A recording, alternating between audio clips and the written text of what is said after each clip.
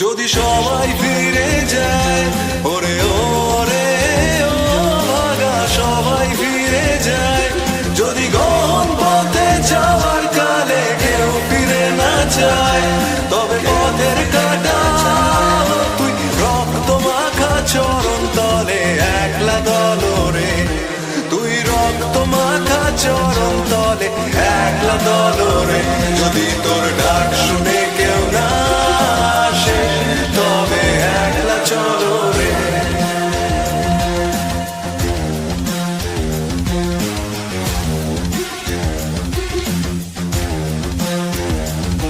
যদি আলো না ধরে, ওরে ওরে ও ভাগা আলো না ধরে, যদি ঝড় বাদলে আধার রাতে দুয়ার দেয় ঘরে, তবে বজ্রা নলে আপন বুকের পাঁজর জ্বালিয়ে নিয়ে একলা চলো রে, আপন বুকের পাঁজর জ্বালিয়ে নিয়ে একলা চলো রে, যদি তোর ডাক শুনে কেউ না আসে তবে একলা চলো রে।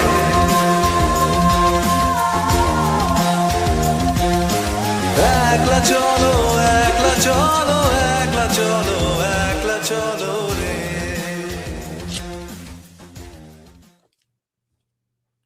Hi guys, thank you for joining the live stream. By the way, guys, today this is also an the audio is coming fine, right? Yeah, this is an audience interaction live stream. I forgot to put on the link for the members. I'll just put that up and then we'll start. Okay, wait a minute.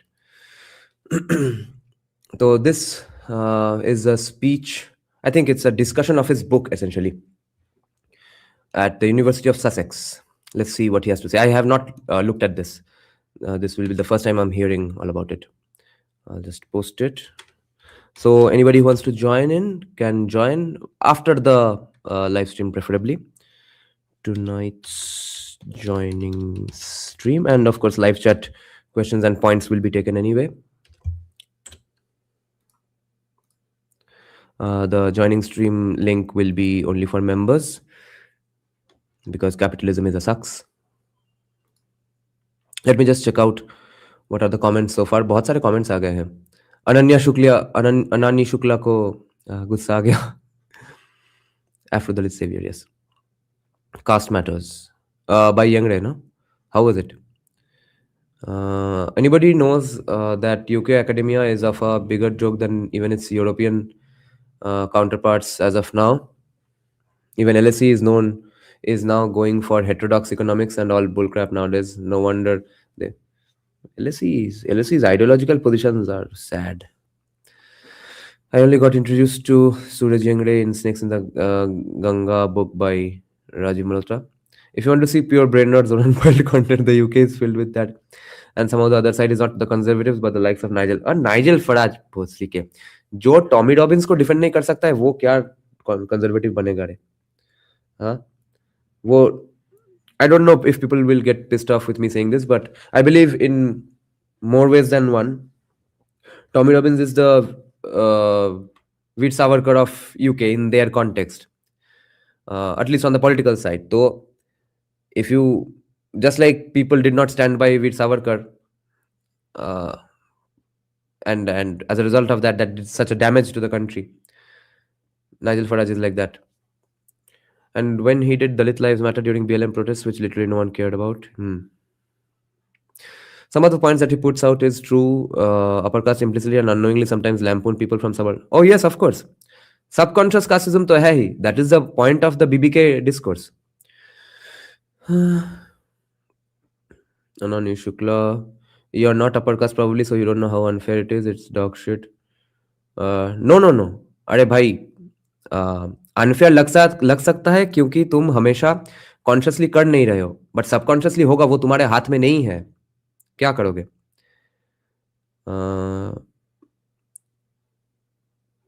The Suraj Yengde, yes, let's start.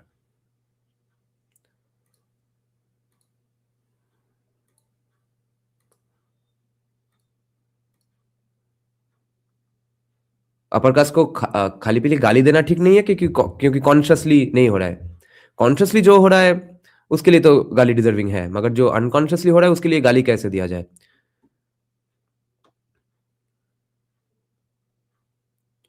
my face will be bigger.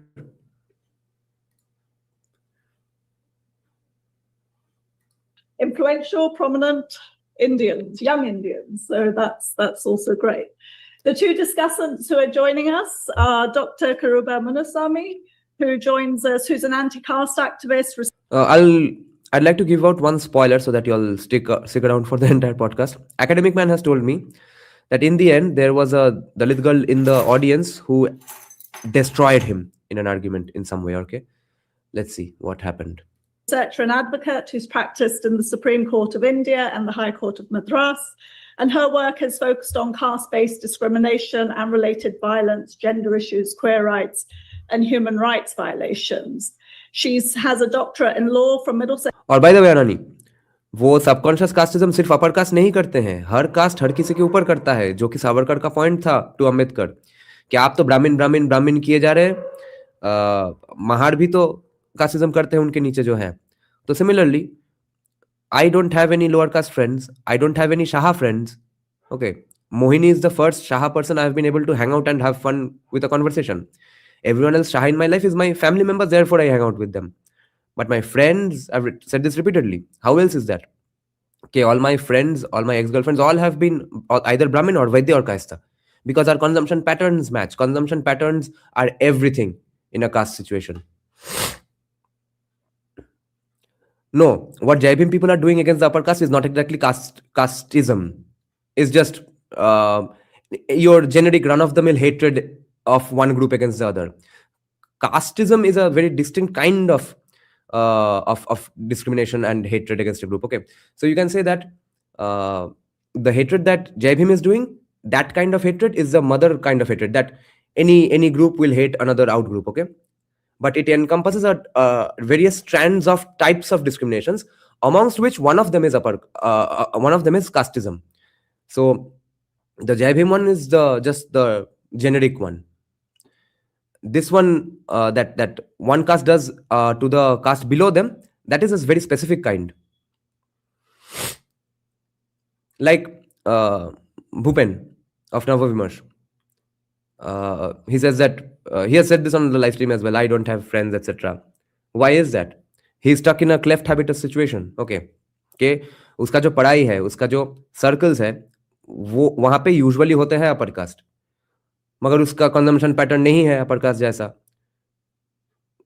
तो कैसे होगा? That's why I can't hang out with most right wingers, जो भी cast का हो, simply because consumption patterns don't match. And remember, I went to that Ohomia guy's podcast and he asked me in the rapid fire round in the end and said, what do you think of Mahua Moitro? I said that, yeah, I would probably have a great time hanging out with her. We would talk about, we would probably have similar tastes in movies and music and stuff. I can tell just by hearing her and getting the vibe. But yeah, politically, she's a retard. And yesterday it was proven. I am even more sure now that we would have an absolutely great time hanging out. But right wingers, especially Bengali right wingers, just come from different backgrounds and have a different consumption pattern. सुबह से शाम सिर्फ स्वामी विवेकानंद करते रहेंगे. ऐसे लोग के साथ मैं क्या हैंग आउट करूं? मेरा तो कंजम्पशन पैटर्न सिर्फ स्वामी विवेकानंद तक अटक नहीं जाता है. University and has a postdoc funded. Which podcast उसका नाम मैं भूल गया. He's an old viewer of ours. क्या नाम है भाई बेचारे का? Okay, I'll ask him. Shit, I forgot the name. By the ESRC. We will also have discussant comments from Mr. Abhishek Bhosle, who's a doctoral researcher in the Department of Development Studies at SOAS University of London. And his research focuses on the critical juncture between anti-caste and land rights movements, and is really looking at the relationship between freedom and emancipation. So Suraj will talk for about 20 to 25 minutes maximum, and then we'll have comments from each of the discussants in turn, and then we will open up for questions. So please join me in welcoming Suraj to the stage.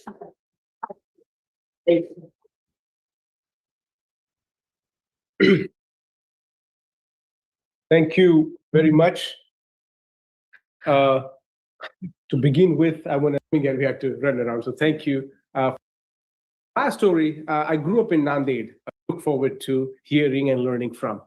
I will present the book very briefly because I think the people who have read the book will be able to justify what this book says in its form. The book, I will tell you, the way it kind of came to me was, it didn't come to me directly. I was working in a live archive, something that was happening. So as to my story, I grew up in Nanded, a small town in Marathwada in Maharashtra. Nanded is something, if you want to compare about its backwardness, it of course ranks among the 250 most backward districts in India. Yay. And when I was growing up, if we had any serious tragedy, if you had to attend to any emergency, you had to take overnight journey to bigger cities which had better hospitals, which is Hyderabad or Aurangabad. So we were nestled in between two, and oftentimes we would hear that somebody had a heart attack and they passed away on the way. So on the way, someone dying was a very common feature from where I come. When I was growing up in Nanded, though it's a small a hinterland location, I was much aware also about what was happening internationally. The politics beyond Nanded, beyond Marathwada, beyond Maharashtra, beyond India. And one of the first instances of this was about the politics of Black Panthers in America. I did not know nothing about it. I just knew that they were Black Panthers because we also... Okay, an important observation to make here. He just said, I did not know nothing. You know that's absolutely wrong English grammar, right? It's supposed to be, I did not know anything. Why did he say I did not know nothing? Because he wants to come across as a black guy, or he wants to be black adjacent, because Afro-Dalit is his entire shtick. Now, how to be that then? The African American, let's say, anti-racism movement, civil rights movement, is in the end a separate exclusive group. It's a status group with its own consumption fucking patterns. In order to get into that consumption pattern, in order to get into that exclusive group, you have to emulate those consumption patterns.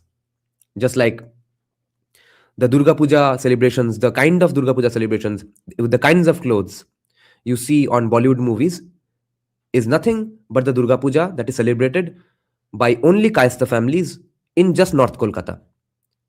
And now, since that has come to be known as the way to celebrate Durga Puja, everybody in Bengal emulates that. Now, therefore, he has to emulate those consumption patterns. He has to signal that, hey, I'm giving an application here, guys. I want to join your caste. Okay. So, I did not know nothing instead of I did not know anything. And so, he has an afro. He has a hair like that. He can't have a hair of any other kind. Had Dalit Panthers. And my father was a Dalit Panther. And I grew up in the tradition of Panthers. And so this memory remained, but this was a very amateur experience that I had. Now, amateur in the sense of academic episteme, the snobbishness of academic writing, it was still raw in its formation. And I continued this. So when I went to pursue my master's here in the UK, the international outlook was still this black body. There's still these people who are fighting against onslaughts of racism and colorized violence and so forth. And so when I come here, I studied my master's. Yeah, people don't know much about this, but there was something, in fact, called Dalit Panthers. Okay, check this out. It was a revolutionary organization in India that sought to combat caste discrimination. It was led by a group of Mahar writers and poets, including Raja Dhale, Namdev Dhasal, and J.V. Pawar in sometime in early 1972. Now, you already see the pattern, right? Anybody who is a significant anti-casteism activist, at least from Maharashtra, mysteriously seems to be from the Mahar caste. Baki sab kya kar rahe the bhai? Which means Mahars are absolutely the upper caste, the guys to emulate inside the lower caste group identity. And no wonder, therefore, Veer Savarkar points out that Mahars bhi karte hai casteism unke niche. इससे तुम बाहर नहीं निकल पाओगे. Inspired by the Black Panther movement in the United States, poet-writers J.V. Pawar and Namdeo Dhassal founded the Dalit Panthers, urging a boycott of the Independence Day revelry, terming it a Black Independence Day. The movement's heyday lasted from the 1970s through the 1980s, and it was later joined by many Dalit Buddhist activities. By Buddhist, you mean the Navayana people who made up their own Buddhism. Okay, let's get back to this. It's in law, did several things, but then I went to Africa to do my doctorate studies. Now, many people would not go down south from north, but I made that choice because I really wanted to be part of the movement, and I wanted to learn from what's happening there in Africa. And there was so much to learn from, which then, of course, many iterations and years later, I wrote a book after I moved to Harvard, and then I came back to UK to do an examination of the categories of Black and Dalit. And that's what led to the intellectual history that I try to trace and write about of race and caste. Now, in this formative stages, when I moved to the US in 2015, there was a lot of active Ambedkarite anti-caste movement.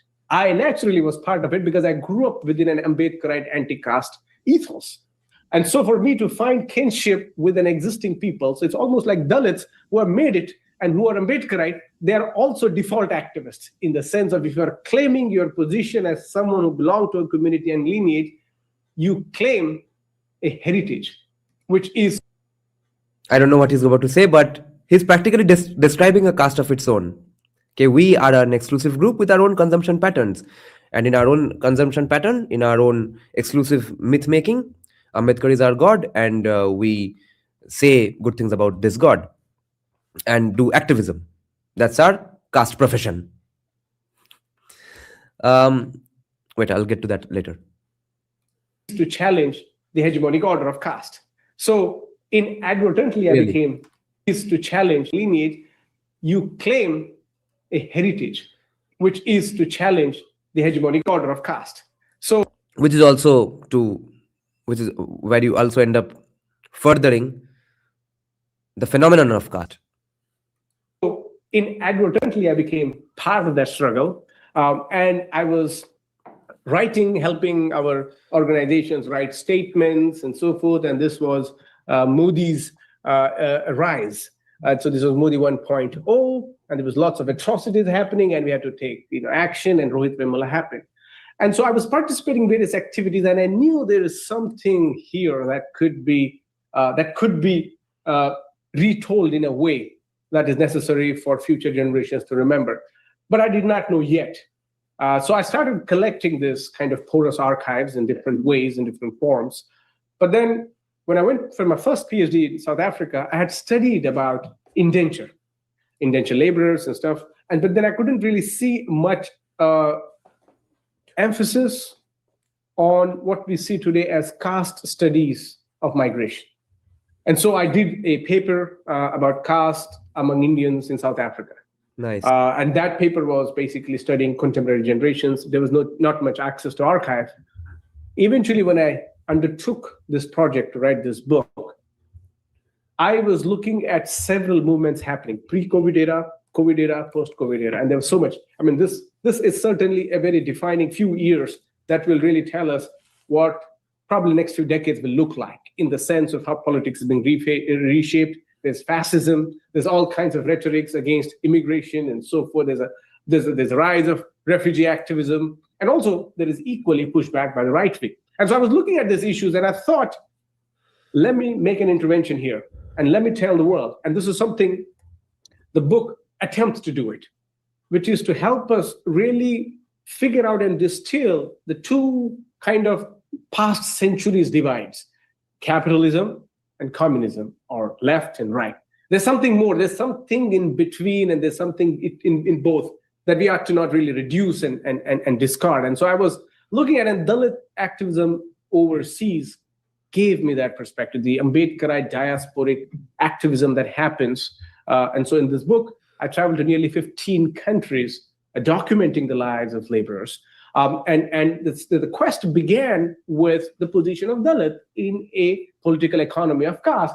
What is a Dalit? A Dalit is a laborer, a provider. She provides for reproduction of the hegemonic ideas, but she's also contesting. And so in that sense, I was looking at this a new recurrence of Dalit in a, if you will, neoliberal era. But for that, I had to go back to the original formation of labor. Yeah, he was so far being factual, not factual with the fascism and bullshit, but he was at least being fair as much as possible. But now he says a very wrong thing. I'll not use much galis today. But how is this a recurrence of the Dalit identity? It's not recurrence. You are first of all furthering the phenomenon of caste by joining hands with the same kinds of people and sticking to your own exclusive group with the same consumption patterns. But the recurrence of the oppression is not going on, because after all, you are touring around the entire first world, which most upper castes in India don't get a chance to do. You are going to the country which is the most prosperous country in the history of mankind, and you went there to study. You didn't even get hired to do a job, to provide a service for someone. And so what I did was I was looking at how caste has to be understood, or has been understood, by a lens which is not very much intrinsic within the caste system, but very much a sort of a distant anthropological view. And that's where I was looking at. When I say global, I meant to say, in a sense, that what people around the world have looked and understood caste as. And that's where you will see the register of caste is very old. It's not colonial. It's pre-colonial. It's not pre-colonial. It goes back to back and back. And then you see even Megasthenes or Strabo, who drives much information here in Greece from what was written about India, draws the inferences and makes sense of Greece or Egyptians, for example. So in a sense, caste provides us some sort of hints for this transactional and transnational comparative contesting histories. And those epochs have been taking place different era. Now, what Megasthenes wrote, for example, may not be the same when Fahian wrote. I mean, different registers, different people, different localities, but they looked at the system that was so apparent on their face. So that's how kind of that story builds up to looking at what North Africans assumed as, or what Arabs. No, Anani, that's not what he means. Observing a situation where people live with distinctions like castes is not the same as claiming that there was caste-based discrimination. Okay. For example, let's say there is an auto union. You are taking their service, going to the office. You have your own union there. But your office union is not necessarily discriminating against the auto union, but you just exist. So a traveler comes to Kolkata and says, okay, there exist auto unions, and there exist factory unions, and there exist an IT union as well. So Megasthenes observes that. He doesn't say there is caste discrimination. Assumed the caste system to be like, which was very much in parlance with Brahminic Hinduism and so forth. And then that story comes to the modern era of colonial Dalitality, which is an outcome of very much the colonial interference and intervention into this big register of bureaucratization and very much census marcation. His point, Satyam, is that caste is the same as racism, and therefore casteism is as bad as slavery. That's the thing he wants to prove. Hence, we need to debunk this. Demarcation of various castes into subcaste unity and so forth. And so the book goes to then thinking about when at the same time that census was drawn in India around 1860, when Ibn Stern, Hersley, and all of these people, it's still new science, so to speak. It's very much racialized. It's much of it was discarded right within 50 years of its presentation by Ambedkar himself. But that nevertheless provided a sort of a colonial imagination of a subaltern and the exploitation of further lands, which is when the British, the Queen's proclamation when it comes to India simultaneously starts to expand to other post-slave. No, because the kind of slavery he's talking about is the African kind. And the kind of slavery you are talking about, the Dalit kind of slavery, by that standard, every IT coolie is also a slave. I think, no, I'm being overly pedantic, but um, let's say you are not bought and sold like cattle. That's slavery. That's the slavery he's talking about. That's not what happened with Dalits. Society, slavery was abolished. We know the story. Slavery needs to be replaced by an adequate supply of labor, because people who had invested here in London in the stock, they needed their profits. So indenture became, and who were supposed to replace the slaves? These were the untouchables who By the way, indentured servitude was already an improvement on slavery. So let's not equate the two.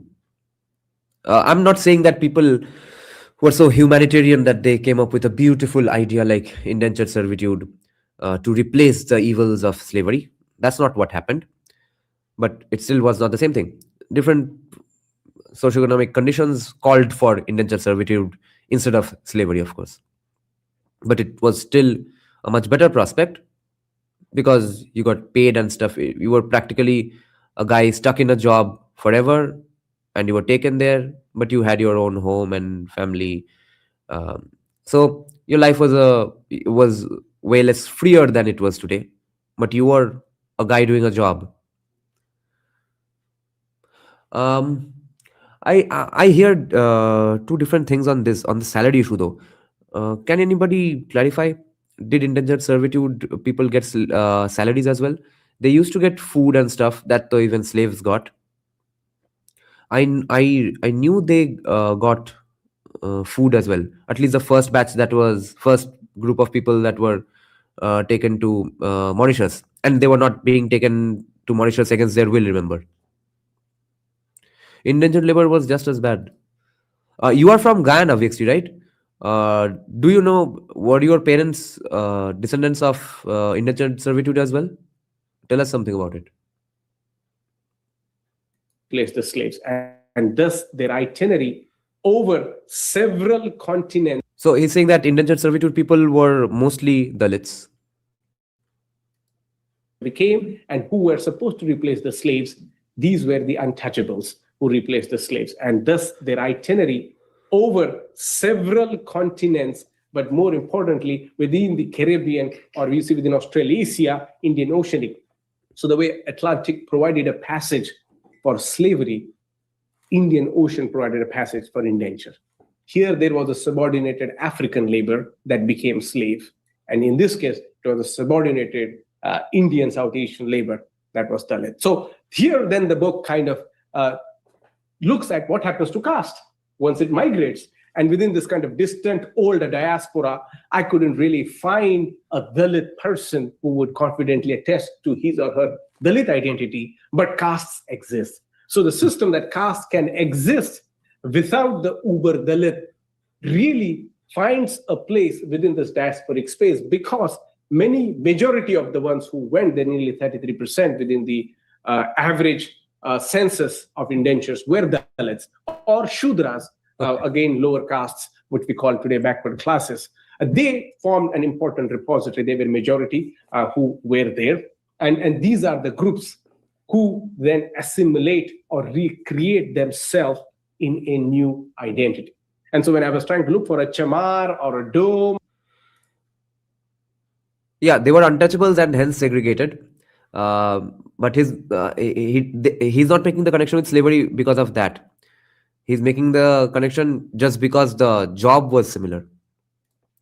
Okay, VXT saying you were made to sign an agreement and a part of your salary would be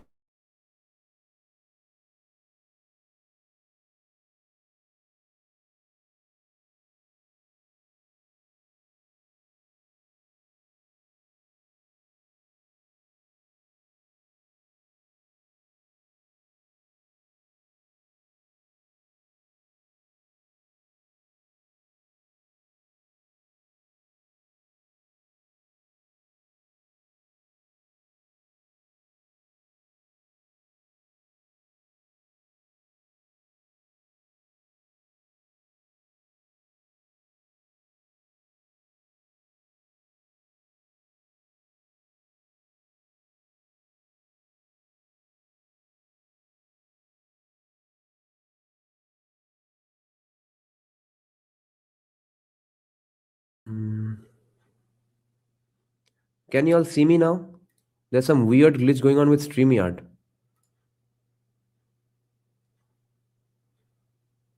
You all can see me now, right?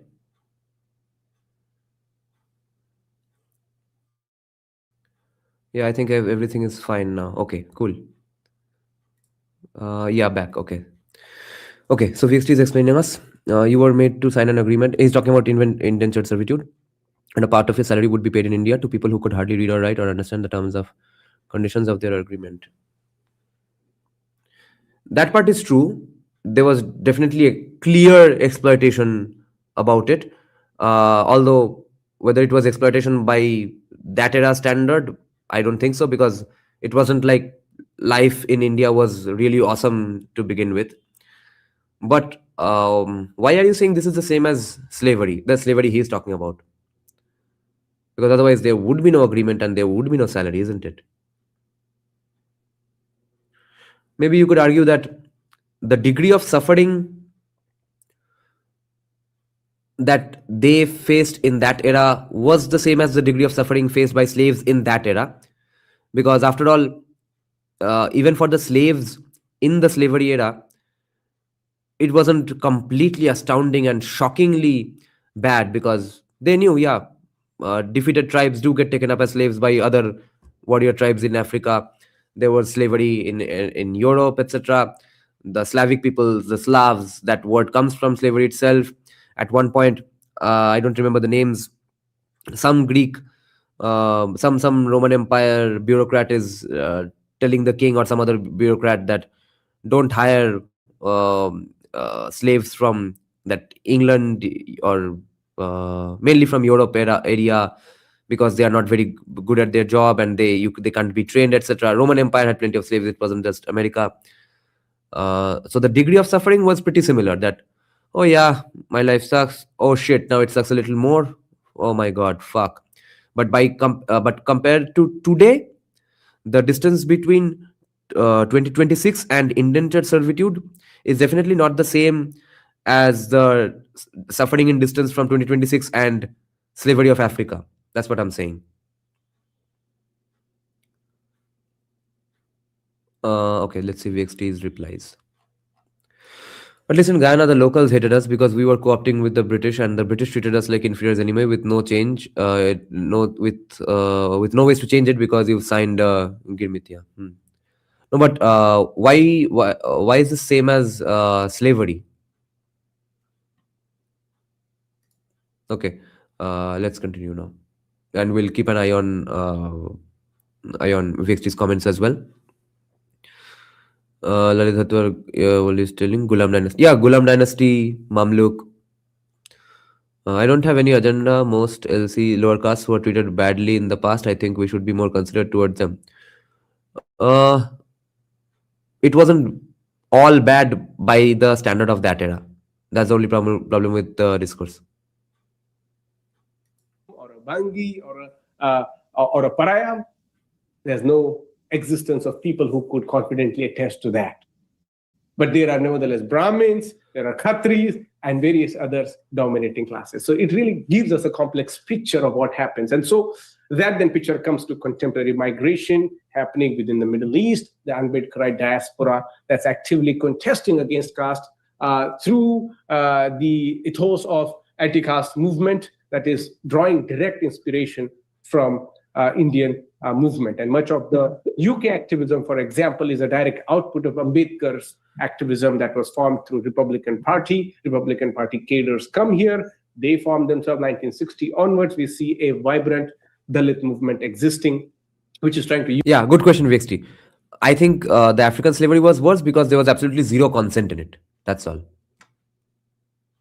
Use whatever avenues of expression they can, trying to get into office. But the Dalit kind of epitome of trying to become what Ambedkar provided as a ruling class really did not translate here. And so we see labor interacting with various other racialized or what we call formation of ethnicized identity. So in that sense, I think the book tells you the picture of several countries, several continents, and also focuses on the singularity of this universal subject of Dalit, which has not been done as a Dalit, as an existing, as an independent tautology, as a category that can have its own autonomy without dependence on the preponderance of... I take back one word, one comment I made in the beginning to Anani Shukla.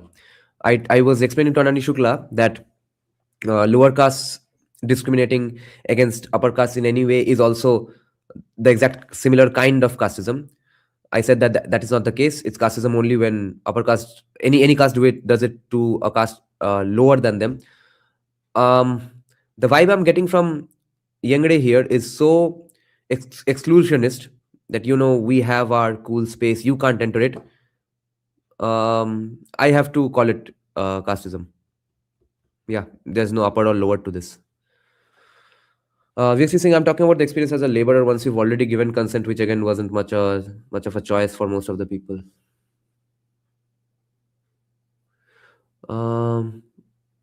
Fair enough, but you can't eliminate at least the degree or even the illusion of consent, and since that was different from deliberately, overtly, absolutely having no consent at all. And secondly, that semblance of a salary and stuff.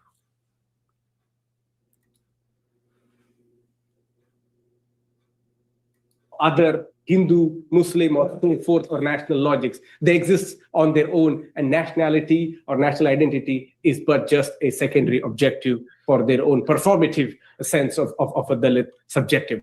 So in that is it really? Let's check this once again. Other as an independent tautology, as a category that can have a formation of ethnicized identity. So in that sense, I think the book tells you the picture of several countries, several continents, and also focuses on the singularity of this universal subject of Dalit, which has not been done as a Dalit, as an existing, as an independent tautology, as a category that can have its own autonomy without dependence on the preponderance of other Hindu, Muslim, or fourth or national logics. They exist on their own, and nationality or national identity is but just a secondary objective for their own performative sense of a Dalit subjectivity. So in that sense, we see this book bringing the individuality of Dalit, not just within South Asia. He's almost right. But the problem is that the implications of saying this is very problematic and disastrous for a lot of groups, because you are equating so many groups whose sufferings are different in so many degrees, in such significant degrees. And it's almost an appeal to authority here to say that most, if the way he is calling Dalit an umbrella term and including the kinds of people all over the world he wants to include in the Dalit umbrella, most of them would not be happy with the definition and this categorization themselves. But that should not be my argument. I can't say that, okay, since they would themselves reject this, therefore why should you? But my problem is that it's just not precise enough. It's forcefully creating a general umbrella term and category. There's too much diversity to unite what he wants to unite. And when you forcefully unite all these groups, you undermine the sufferings of the people who have suffered more, and often way, way, way more than the people who have suffered relatively way, way, way less. Even if the group which has suffered way less has probably suffered the most inside their own country. That is the problem. You are going to end up undermining the suffering of that guy who also suffered the most in his own country. But the nature of that suffering was way more than the other guy. That is why this categorization is very wrong and problematic and unfair, I think.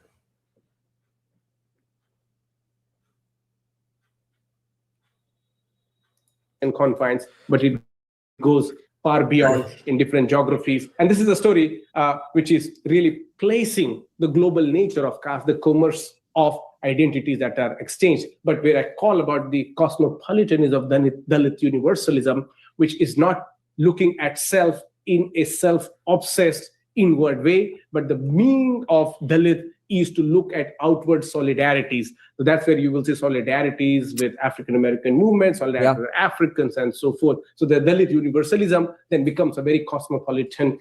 Yeah, so you are going to end up equating a guy who happily made baskets because his ancestors also made baskets, and because he had a union of basket makers, and when the and he would demand jobs, in fact, of basket making based on the fact that his parents were basket makers, and he did not really have the know-how or social capital, cultural capital, economic capital to make, or to let's say make a bullock cart instead of a basket. You are equating that guy's suffering with a guy who was taken up on a ship and shoved like fucking cattle and taken across the continent. What in the fuck? That is the problem with this discourse. Nature of our modern times. And that's how the book kind of presents to you this kind of Dalit-centric universality, which is not about universalism of this one group, but how a Dalit sees and connects to the universal logics of belonging. Thank you. So maybe the obsession with universalizing it is the core problem here. What do you think, guys? Anytime you want to universalize something, it goes to shit. Communism, Hinduism, Buddhism, many religions who talk about universal values, etc. Or even libertarianism these days.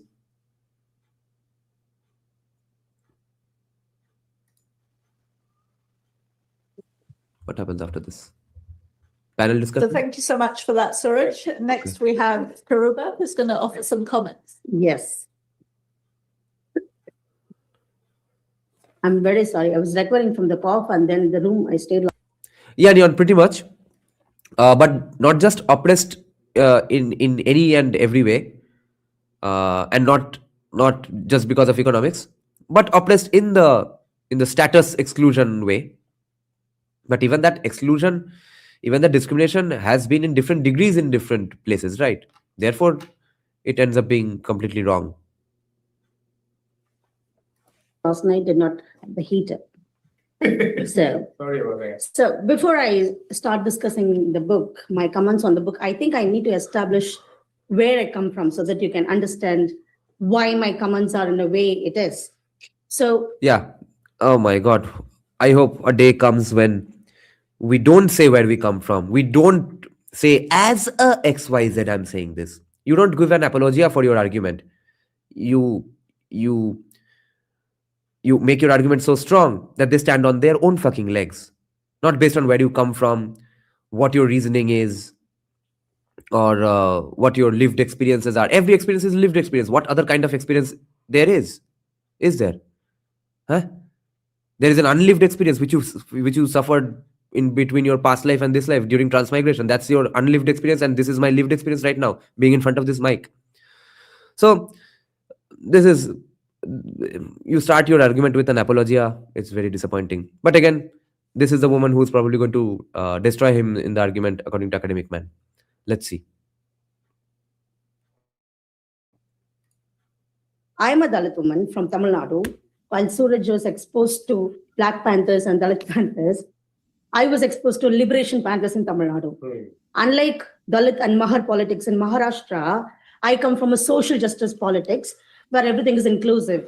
I cannot just talk about Dalits alone because that's how I was brought up in Tamil Nadu. Interesting distinction. And I, as a Pariah woman from Tamil Nadu, born and brought up in a slum, where when I was reading the book, Suraj has written about how his father showed him when Kofi Annan became the Secretary General of the UN. Nothing of that sort happened in the slum I was born and brought up in. Interesting. So there used to be TV where there is a show called Rangoli on Doordarshan, which broadcast only on Sunday morning. We don't speak Hindi. Smoking is injurious to health, guys. Do not smoke. Smoking causes cancer. We don't understand Hindi, but we would see all the songs. Because that is the only way we could connect with the modern medium of, this communication, electronic tools. Right. So that is where I come from. And as an adult, I studied law. I came to the High Court of Madras, and my practice for 12 years, 6 years in the High This is a very interesting story, I'm not going to lie, but this should not be a crutch for your argument, which you haven't made yet. Court of Madras and 6 years in the Supreme Court, all were pro bono litigation, and I mostly litigated caste atrocity cases and gender discrimination and queer discrimination. I've fought all the cases. I've been to the police station. So to put it precisely, I'm a critical legal scholar with 12 years of ground experience and another 25 years of lived experience. So I come with a critical lens here. So Suraj just told about the book and the chapters. And when it was 12 years of lived experience and other 20 years of unlived experience. I mean, that's not even anatomically, biologically possible. Reading all the chapters, and I also bring in another set of knowledge to this discussion, because my PhD was on the cases of caste violence in the Supreme Court of India, where I studied all the caste atrocity cases that have been appealed to the Supreme Court since the enactment of the law in 1989. And then in the introductory chapter. Okay, guys, I don't know the name of the law. Is she talking about the SCST Act? I've studied how caste violence, caste-based violence is inherent to caste. How caste as a system cannot function without having violence as an inherent feature. Okay. Wait, I'll tell you what's the problem with this argument, but I'll just clarify one thing. RMH, she can actually do this. She can take most of her cases as pro bono because there are NGOs who fund her. Okay. Like, let's say a political party today, a lawyer of a political party will help you out. If there's a case against the party guy, he will take that case for free, right? But he does get paid for it by the party in the same way. Okay. Now, the problem with this argument is that violence, again, all kinds of violence is getting called violence. And this is what Pinkman? Yeah, Steven Pinker. I was saying Jesse Pinkman. Remember Steven Pinker said in that book, Enlightenment Now, that yes, violence, all kinds of violence is same, all kinds of grape is grape. But then you can't go to let's say, grape victim facility and say, I am the same as this victim because I have been raped because of bad pollution. Okay, that is also violence. That is also a grape on the environment, and I'm a victim of it. You can't say that. Therefore, all violence cannot be the same, and therefore, a basket maker is not the same as a Holocaust victim. So I had to go to pre-colonial period about right hand and left hand caste groups in Tamil Nadu, and how violence has been used as a tool since the Varna time, and then Jati time, and then after the modern codification of backward caste and scheduled caste. So violence. True. That cannot be called technically pro bono. Then how does she survive? Then she probably gets funded anyway, that, yeah, you're doing such a good job, you're an activist for us. Maybe she writes on the side and stuff. She used to write during that time. Yeah, but there are definitely support ecosystems for her, that. So yeah, she might be able to do completely pro bono and still make a living. Has been a feature of this caste system since the pre-colonial time till the post-colonial time. And in the next chapter, I studied how the Prevention of Atrocities Act came to be enacted in 1989. So I had to trace back how caste was law in India, like what was practiced as caste, what was a caste-based custom was the law in the country. There was no separate law that regulated any kind of discrimination or oppression of Dalits in India. And then I have traced colonial times, how law has changed, but still how the colonial government did not address caste-based violence, and then how the modern post-colonial Prevention of Atrocities Act works. So I have also read most of the materials that Suraj has discussed in the first two chapters. So while I was reading all those materials, to be honest, this is like a manual for people who don't know anything about caste. You read, you can understand how caste has been approached by Dalits, or in general in the global sphere. Like, I came from the ground in India, and then I moved to UK in 2020, but I've traveled well. So I've interacted with several organizations who work on caste here, abroad, in the UK, in the US, and elsewhere. So I have an idea of how it works, and my experience comes as a criticism of sometimes how they engage with caste. So the first two chapters were kind of a manual for the beginners or anyone who want to understand how caste has been interpreted, how caste has been perceived by scholars who are Western scholars, or even other Al-Buruni, like Muslim scholars and others, and how Varna was existing at a time, and how it has evolved to a system that we all know as caste today. So that interpretation and perception of caste was really good, beautifully described.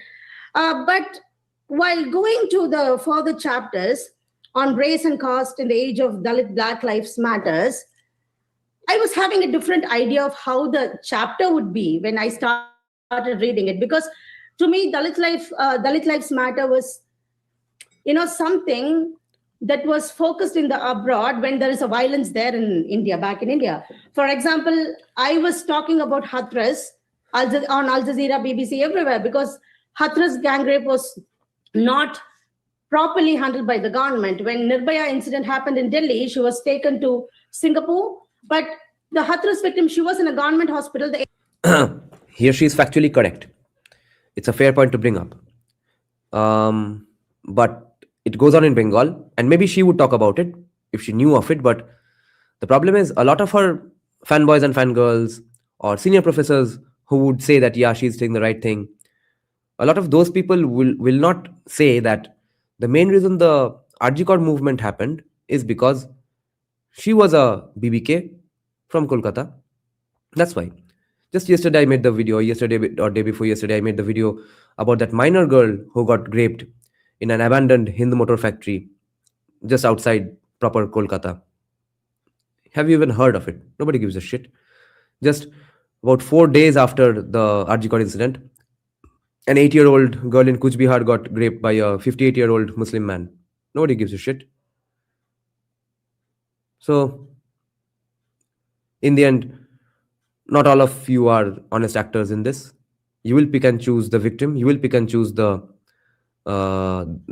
based on the place, based on the rapist, and based on what government is in operation in that state or region. That is the key problem, which is the obstacle in the path to solving this problem. Ames was right across the street. She was not taken there. So when such violence happens in India, then the community, the diasporic community here, the people, Dalit or anti-caste people abroad, then they take up the Black Lives Matter placard. So it doesn't necessarily come from the ground as in how they, use Dalit Lives Matter hashtag as much as the Black communities, they use Black Lives Matter. But when talking about hashtags, I could not ignore Me Too hashtag, which created a revolution online. I was someone who's very critical of Me Too because Dalit women have been experiencing sexual violence forever, but none of the upper caste women or the feminist movements in India or elsewhere were talking about it. So when Me Too happened, they were portraying themselves as the only victims of sexual violence in the entire world. It was no, she is being absolutely unfair of the Me Too movement now. She's saying that, wait, we missed out on the party, therefore your party needs to be shut down. Okay? First of all the Me Too women were very anti-caste themselves. They were obviously declared commies, and therefore they would be anti-caste. And they were just talking about their sufferings. And why should they not talk about their sufferings just because they did not talk about other people's sufferings? Yes, that part is a flaw, that they have not been as active as they should have been in terms of talking about sexual harassment of Dalits in every corner of the country. because it's impossible to even know of those incidents. Just like most people in the even in Kolkata don't know that minor girl got raped day before yesterday in the Hind Motor Factory. That is just the nature of humanity itself, that people with the social capital, cultural capital, economic capital, at least one of these three, or preferably all these three, will be the people with the megaphone. But when a person with all three faces a suffering, why should they not talk about that? She's again, see the problem with equating everything. She wants to now undermine the suffering of people with social capital, cultural capital, economic capital. She's just telling them, shut up. No, your movement sucks, because the people without the megaphone did not have a megaphone. Therefore, don't use your megaphone. Let's all be without megaphones with the hopes that someday everyone will have a megaphone. What an evil argument. This is like me saying that, wait, you are not talking about the grape in the Hind Motor Factory. Therefore, tomorrow you will not do the RG protest. Let that woman go to hell. Let that woman's suffering be forgotten. Do not do the RG movement. What the fuck?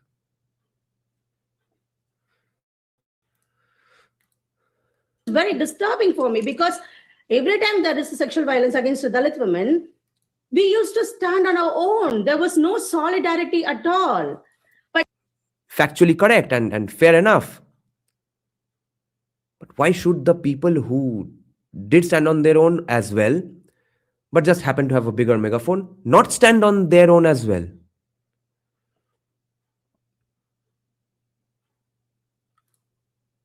No, she should not be critical at all. She should say, yeah, go ahead, talk about your suffering. And someday when we have the voice, just like she does have a voice, she does have a megaphone, now we are also joining hands with you. That's how we build a coalition.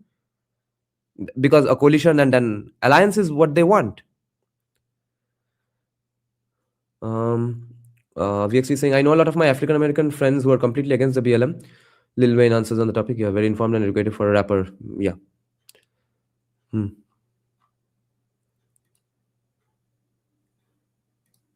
post Me Too, there was a solidarity force between feminist, mainstream, or they call themselves mainstream, so mainstream upper caste feminists, and Dalit feminists in, at certain level. So throughout the book, I did not see this intersectionality. This intersectional perspective was missing for me as a Dalit woman when I was reading about caste. So intersectionality missing from a situation is just the way of the world. Okay, it just because something is the way of the world doesn't mean it has to be good. But why would you demean someone's suffering just because your suffering went unacknowledged? That is pure evil. When I started reading, I was expecting this Dalit Lives Matters, this discussion to come up from how the incidents happening in India is actually, boosting all these things, and in the chapter Race and Caste, Suraj rightly calls out the Bollywood boosting all these things. What does that sentence mean? She did not finish that sentence. Stars, and how the upper caste-led media houses have been supporting Modi, and he was talking about colorism, and how Bollywood stars who promoted for creams, light skin creams were talking about Black Lives Matter when David Floyd incident happened. But in the later chapters, particularly where he... Okay, people are saying, I slightly disagree. This is similar to a lot of brown women situation whose voice is drowned by white liberal women. Yes. By in terms of status and stuff, they are the upper caste of the whole world, because their consumption patterns is the consumption pattern to emulate for the entire world.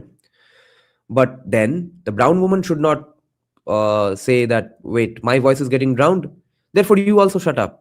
your voice has to be drowned on your own just because my voice got drowned by you. Then what is the point of having a voice? Because when you discourage, this is the exact same situation as economic equality.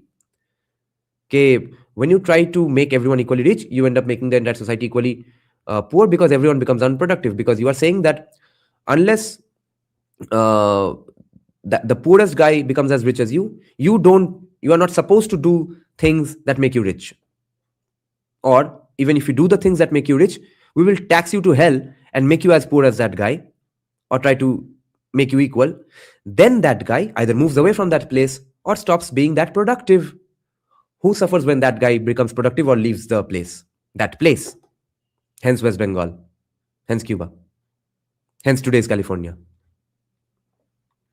He speaks about BSP. He mentions, over the past decade of my research on Dalit activism abroad, I have noticed that the activists involved in political work were solely dedicated to the BSP. And when I was reading it, I was feeling Suraj is uncritical of BSP. Like how as BSP as a Dalit party has failed Dalits in India. Chandrasekhar Azad has to come up because BSP failed Dalits in India. And also BSP expressed California isn't that bad in comparison to what VXT? California isn't that bad in comparison to West Bengal or even India, because GDP is still higher than India. But look at the exodus from California. California is definitely worse than Florida. Equivocal support on Kashmir issue. They did not talk about Ayodhya. Even Samajwadi Party, they made a Dalit candidate contest in an unreserved constituency and they were able to win. I would have expected that from BSP, but BSP did not do that.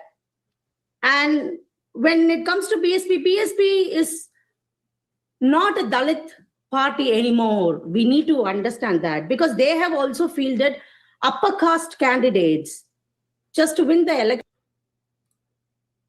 Oh yeah. In comparison to Venezuela and Cuba, California is awesome. But in the context of USA, California is the Venezuela and Cuba these days. So for me, who comes from a social justice perspective, I cannot accept BSP uncritically.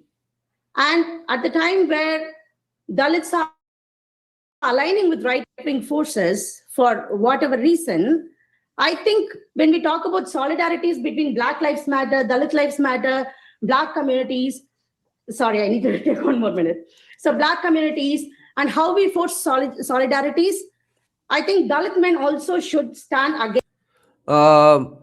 No, it doesn't make them anti-Dalit, but it makes them a disappointment for Dalits, because they are supposed to be for Bahujans. It's like saying, it's like being Lee Kuan Yew. You betray, like Buddha Bhattacharya, you betray communist values because you call yourself the chief minister of the Communist Party and then bring the Tata Sugar factory. Against sexual harassment against Dalit women, at least against Dalit women. I understand they have experienced so many things where they believe sexual harassment against Dalit men are a global conspiracy. I understand that. I totally stand with you. But what are you doing when there is a harassment against a Dalit woman? So I think the criticality, the caste discussion. Now her criticism of we'll have to defend Yengde now. Holy shit! This criticism of of Yengde is also absolutely pointless, because what do you mean? What are you doing for those women? He's not doing anything for anybody. He's speaking out for them. So when he speaks out for Dalits, he does mean Dalit women as well. It does not mean I'm speaking out just for Dalit men. Everything was like, in my opinion, it was coming out of the Mahar experience of Suraj. It was, something uncritical. No, by the way, Mayuresh, when I'm criticizing California, I'm not just talking about the bad roads and crime and stuff. I'm talking about the exodus of businessmen, the exodus of money from California. About $1 trillion of business has left California in the last 4 or 5 years. So I think the criticality, the caste discussion, everything was like, in my opinion, it was coming out of the Mahar experience of Suraj. It was, something uncritical for a pariah coming from Tamil Nadu. And pariahs have been, traveling abroad as well, but as bonded laborers.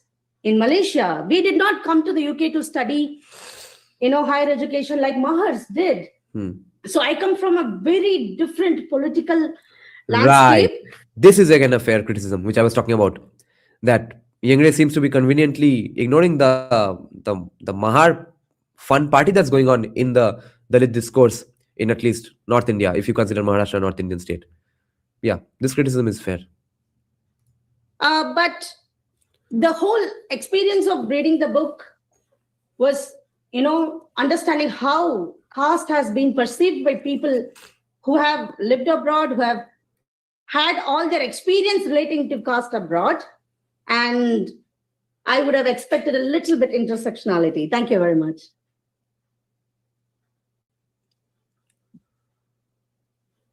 I'm apologizing. He'll get a chance to respond. So next we have Abhishek.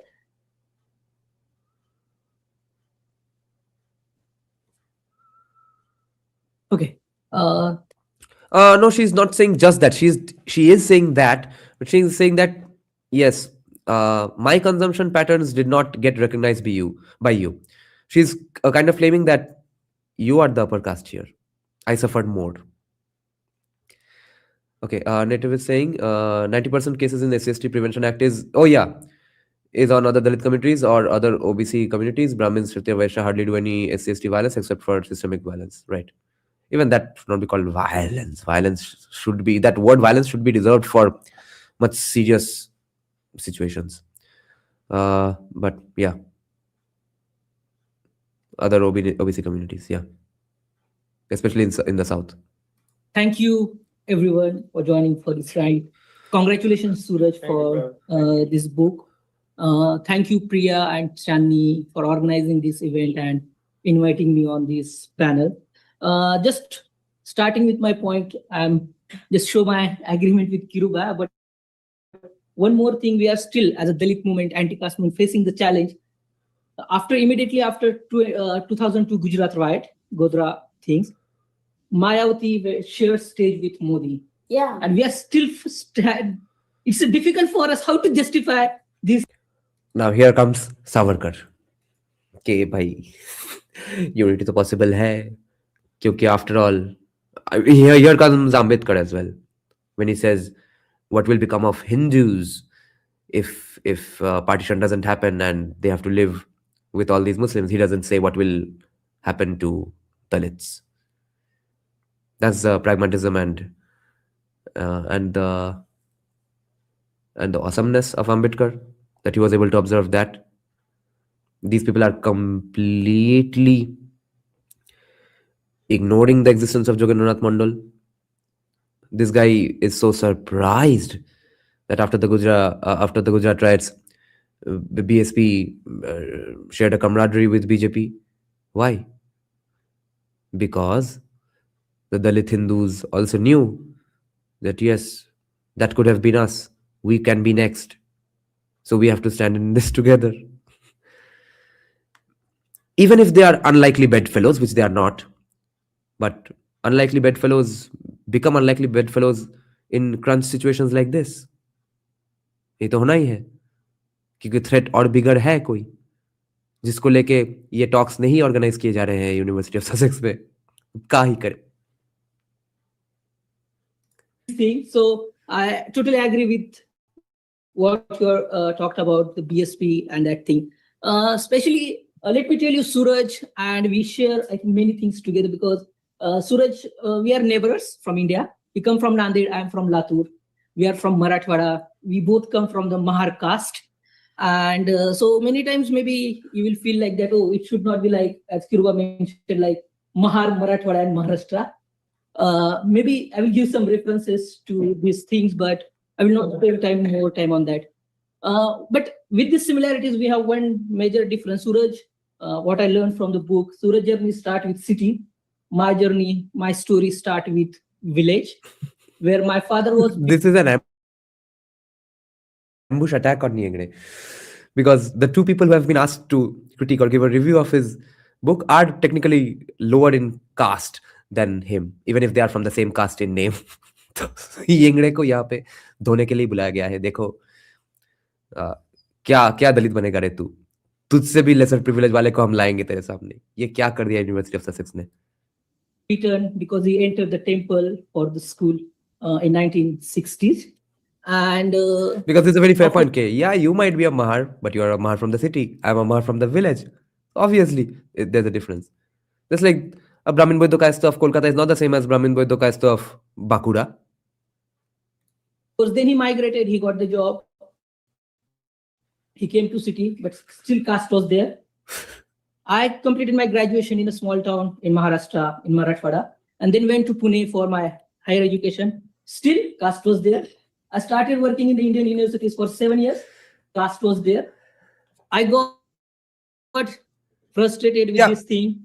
We will just take it at face value in that caste was there, because if we get into in what ways was caste there, then everything is going to fall apart anyway. I shifted to UK. Of course, thing is here, and it's more in a problematic way from both sides. Okay. Yeah. So this is the thing. But considering my own trajectory, I find this book is interesting. And as Kiruba mentioned, Suraj provided the overview. If you're Ekire bhai, tui kotheke eli. I always knew you were a secret right winger. I observed that in your post. But how the fuck did you find my channel? Guys, this guy used to be a guitarist in a band. His band song was probably the very second or first song I ever mixed in my life in 2012 or 13. Where did you find my channel? Fuck. working on caste, you will not find many new things. Suraj provided the summary overview of the existing theories, literature, debate around the caste in his book, and the important addition. Nina, do you think we are in any position to give him or not give him legitimacy? He's in the University of fucking Sussex. Remember always, Nina. The entire world is playing cricket. They're not going to start playing football just because you want to play football. You're not going to enter the cricket field and start kicking the ball. You'll have to win at cricket, buy off the fucking stadium, turn it into a football stadium. Is about the archival stuff in that thing. But I told you my story of my father, but he was beaten and he was donated the roof for the temple. And that realization is very important for me when I'm talking here, that Dalit money in a new capitalist world, Dalit money is sacred, but Dalit touch is impure. Okay, still you will find that people are not allowed in the temple, but they will come to collect the monies for the Parayan and Saptah. So this is a capitalism and caste is going together. And I think we have to talk more about this thing. And Suraj book provides these possibilities. Of course, there is not that much debate in the book. So this Dalit money being impure, but Dalit touch being Dalit money being pure, Dalit touch being impure is a pretty fair criticism, because I'm sure all the people who have ever treated an untouchable as an untouchable and asked them to not sit beside them and go away from me, भाग भुसरी के मंदिर में मत घुसो चुतिए, ये सब जिन्होंने बोला है, I'm sure they have had no problem with the दान they did in the temple. उससे पुरोहित का सैलरी देने में कोई प्रॉब्लम नहीं हुआ, आई एम श्योर. उस पैसे का नोट को क्या गौमूत्र छिड़क के प्यूरिफाई करवाया गया फिर वो नोट लिया गया, ऐसा तो नहीं है. This is a possibility for future scholars. They can work on this issue. In India, we generally every time talk. So I come from Maharashtra. Though the literary movement in Maharashtra is the important Dalit expression from that period, and Suraj has interestingly engaged about that thing in his book. But many when we talk about this, भाई देखो दोनों का क्या हाल है. Argument शुरू करने से पहले 15 मिनट बायोडाटा के you know my argument needs to be taken seriously because I am from here. ये लिव्ड एक्सपीरियंसेस का चुतियापा के लिए ही सबका आर्ग्यूमेंट्स इतना चुतिया है आज के दिन में. आर्ग्यूमेंट्स वीक होंगे ही क्योंकि तुमने तो पहले से ही अपना स्टैंडर्ड्स लो कर दिया है कि मेरा आर्ग्यूमेंट अपने दम पे खड़ा नहीं हो सकता है शायद, देयरफॉर पहले मैं क्रच बना लेता हूं. This is like not running before you can walk. This is like building a crutch before you can walk, before you know how to walk. पहले क्रच बना लेता हूं, चलना सीखना बाद में होगा. तो अगर सबका डिग्रेडेशन ऑफ आर्ग्यूमेंट्स होते रहे, तभी ऐसा सिचुएशन आता है कि कोई भी आज के दिन में random high school guy, college drop out can defeat any of these guys in a debate, because they have lowered there standards of thinking skills, argumentation skills on their own. Nobody has forced them to do this. They have said, no, my argument might be weak, but I have suffered more. तो तब argument कैसे दोगे? और मान लो कि ठीक है, debate का बात तो छोड़ो, डिबेट में हारते रहे, ठीक है. प्रॉब्लम है कि therefore they will never solve any problems because you have not thought hard enough about your problem, because you have not thought hard enough before formulating an argument. तब तुम्हारे मूवमेंट का क्या होगा? तुम्हारे प्रॉब्लम्स के solutions का क्या होगा? तो अब तुम जब कोई पोजीशन ऑफ पावर में बैठोगे किसी भी प्रोफेशन में, प्राइम मिनिस्टर हो या सीईओ, तुम क्या उखाड़ोगे? You have lower standards of your brain on your own, out of your own accord, just on the basis that you suffered more. खुद के ऊपर खुद ने रिजर्वेशन डाल दिया है. भुगतो अब. Dalit literature thing. World got to know about this literature when it translated. Okay, where I situate this book in this whole picture. Yeah, that is Dipankar Gupta's core argument, which is why all these people hate Dipankar Gupta. They hate these days Irfan Habib and stuff. I know of a significant social science institution in South Kolkata, which is really significant, just for social science. Excuse me. Where Romila Thapar, Irfan Habib, Dipankar Gupta are actively avoided because they say the things they do. Recent example I will tell you, many of you know the Shahu Patwa. He wrote a fantastic book on the Dalit kitchen of Marathwada. He's again from our region. And that book, when he published that book 10 years before, Marathi literally circle totally boycotted that book. But now it's translated in English. Now he's getting invitation to all the literally content. ये बहुत सारे context में बहुत सारे लोगों के साथ भी हुआ है, not for casteism at all, and not even because of caste-like situations, but Ambedkar's book for 1942, Pakistan or Partition of India, was forgotten. Savarkar was forgotten. आज सब reprints हो रहे हैं ये सब books के.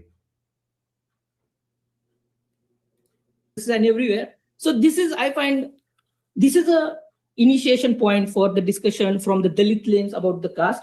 This is just beginning coming from a Dalit perspective, which is a very important thing. But when we are talking, recently we screened the film about the Gale, and I was talking that Gale's work was important because now we are many of you are concerned about, we are writing the Hindutva groups in India. They're writing the third draft of Indian history. First was written by the Britishers, second was written by the Indian elites, especially inclined to the left or the Marxist group. And now Hindutva groups are coming and they're writing third draft. So Gale was in that second phase. Gale intervened about the caste in that second phase. And now Suraj, what he's talking about in this book is an important contribution to counter that third draft. Okay, and I find that is important. Ishan, first of all, last year's CDC was way better than this year's CDC. And secondly, yesterday's 5-hour live stream, the second half of it was a live reaction and discussion of the debate. So check that out. Thing about this book. But I always find the story of caste is not always about Dalit. It's always about the upper caste privileges also. And we have to talk about it. I will give you one example. In every country in the world, you will find the Marathi mandals, Marathi groups, and the Maharashtra mandals. And all they are led by the Brahmins, upper caste people. You will not find any Dalit in that group. So how they are flexible. अब देखो, ठीक है. I know people get bored of me talking about BBKs, but check this out. Key problem यहाँ पे क्या point out किया जा रहा है from that girl as well as this guy. कि first of all, Me Too काहे किया? तुम्हारे पास bigger voice था, voice काहे दबा नहीं दिया खुद का? येंगड़े को दोनों ही क्या बोल रहे हैं कि भाई तुम लोअर कास्ट हो सकते हो मगर you grew up in a place where you had the bigger megaphone. तो भाई शांत बैठो. Magar, after all of these people are upper castes in comparison to the lower castes of West Bengal, because at least you know these things are happening. At least you know that in those Marathi mandalis there are only Brahmins. You don't remember. It doesn't come to your mind that every Bengali you have heard of, every Bengali stalwart in academia you have heard of is a Brahmin boy. So because there's no one to talk about these things. The only guy talking about it on the social media is a college dropout middle caste guy who has 15,000 subscribers, not an academic. So dekho, you are also in a position of huge privilege in comparison to West Bengal's lower caste. So maybe you guys also shut up and sit down. क्योंकि नहीं, आप लोगों ने तो बंगाल के lower caste के बारे में कभी बात नहीं किया, तो भाई चुप होकर बैठ जाओ, तुम्हारा सफरिंग फिर undermined. To change their identity and enjoy their privileges at global level. And I think this point, there is a possibility from that book that someone can work in future, how these identities get changed from the upper caste thing. Suraj, one thing I would like to hear more from you about, especially Janardhan Wagmare, who is one of the important scholars who engage with the Black literature. And he's from my city. I got chance to talk about him. When we're talking about talking about the lens, the Dalit lens. So basically the Janardhan Wagmare's background, I'm sure you're aware about this, but he's from the OBC background. He's not Dalit. नाम वाघमारे कैसे बना था भाई? Family में कोई तो मतलब क्षत्रिय type का था, आई गेस. वाघ तो मारा होगा, ऐसा है क्या? Am I being like Australia was Australia? Marathi, anybody here? Tell me about the etymology of the Wagmare surname. And we are engaging with that person, and we are trying to convey that, oh, he's bringing some Dalit perspective, but he's not Dalit. Okay, so I think we would like to hear more, and it's a very interesting connection with the Mahatma Phule. Mahatma Phule again come from the Mali background. He also engaged with the caste. So how it is the first time someone, means we talk about more about the Pantaune and Wagmare. This is not the first time we are engaging with the racial literature. How Phule started engaging with it, and what impact does that had in the last 100 years on the anti-caste movement, in the Satyashodak movement. So if you, in the discussion, if you talk about it, it would be great. One more thing I felt I must talk about this, especially about the Namdev Dhasa. So Suraj mentioned about Namdev Dhasa as the leftist panther. Namdev Dhasa born and brought up in Mahar caste, in a Dalit caste. So I think this is a point, and we have to address in future, who is Dalit and who is Ambedkarite? Are we connecting with the people only who are supporting our narratives? If Namdev Dhasa's argument, his work, is not aligning with my work, then I will just boycott him, and it happened. It happened with the Dada Saheb Gaikwad. Good point. This is a good point. कि दलित हो तो सिर्फ एक तरह का consumption pattern क्यों different kinds of consumption patterns and different kinds of myth making and God नहीं हो सकते हैं? When he started bringing the land issue in the anti-caste movement, because then it closed to the class thing, and people just started. I'm telling you guys, we have discussed this about, I think 1 or 2 years back as well, at least 1.5 years back, that the time has come. They are going to reject Ambedkar, Arundhati Roy, Dipankar Gupta, Irfan Habib, Romila Thapar on caste. They know the time has come. For these reasons, first and foremost, why just one guy in our consumption pattern, in our exclusive group? Because first of all, not all of our consumption patterns are even the same. They are noticing that. They're beginning to notice it. Secondly, because Hindutvasis keep quoting Ambedkar, so we'll have to take all their idols. They keep making new idols. We'll have to either take them or destroy them. Dada Saheb Gaikwad, that he is the left person. So I think these narratives are very problematic. And when we are talking about the class with the global audience, they don't know about the internal issues. And directly, because I fully forward, Suraj didn't mention Ambedkarite leftist panther. Suraj just mentioned it's a leftist panther. So how we are going? Nice. So getting birth in Mahar community, is it not sufficient? Only it's based on this ideological thing, you are going to boycott that person. And it's happening in a large scale when you are talking about the caste. Nice. Just quickly, 2 minutes, 2 important points. Suraj, again, when we are talking Good about stuff. the Dalit history or Dalit story, it always comes from the intellectual setup. I think we need, and we are very far away from that, we need people's history of caste from Dalit perspective. We don't have people's history of caste. Why I will tell you, I will give 2 examples quickly. Sorry, just 1 more minute for me, okay? Because this is very important point. I will tell you, in a village called Hatola in Marathwada, I'm just sharing some insights from my research. In 1960, a Matang person came in the village and he united all the land laborers who are from the marginalized community, especially Dalits, and they had a strike. And this history is not there. Why we are missing that history? Because we are always focusing on the stars, celebrities, or the course. people who contributed at a national level or state level. That's same happening with the BSP. For me, when I'm talking about the people's history of caste, these small contributions at village level that are very important, and we are missing that. These are not documented anywhere. I will tell you one more story in the Mang Vadgaon village in Marathwada. A Mang person came and started. Same argument नहीं, same argument again कि भाई जिनके पास मेगाफोन्स नहीं था वो अपना voice सुना नहीं पाए, तब जिनके पास मेगाफोन्स है वो सब बैठ जाइए. Started Ambedkar Jayanti in 1965. He faced attack. He was beaten. This is a history. Yeah. This is a story. Okay, and we have to talk about this thing. It's very important. तो talk about Yengde कहाँ के तुमको, we have to defend Yengde here guys. तो भाई येंगड़े कहाँ तुमको बोल रहा है ना टॉक करने को? मीटू कहाँ बोल रहा है उस लड़की को ना टॉक करने को? अजीब बात है. तुम येंगड़े का सफरिंग काहे अंडरमाइन कर रहे हो? तुम मीटू वालों का सफरिंग काहे अंडरमाइन कर रहे हो? अल्टीमेटली जेलसी के अलावा क्या है argument? And it's very important when the right-wing government, right-wing politics in India, they are trying to get benefits from these tensions. Mahara and Madan. So Also known as Hindu unity. it's not important to boycott them. And as Suraj totally missed the Anna Bhausate's contribution, Suraj mentioned who is the now Matang leader. Missed.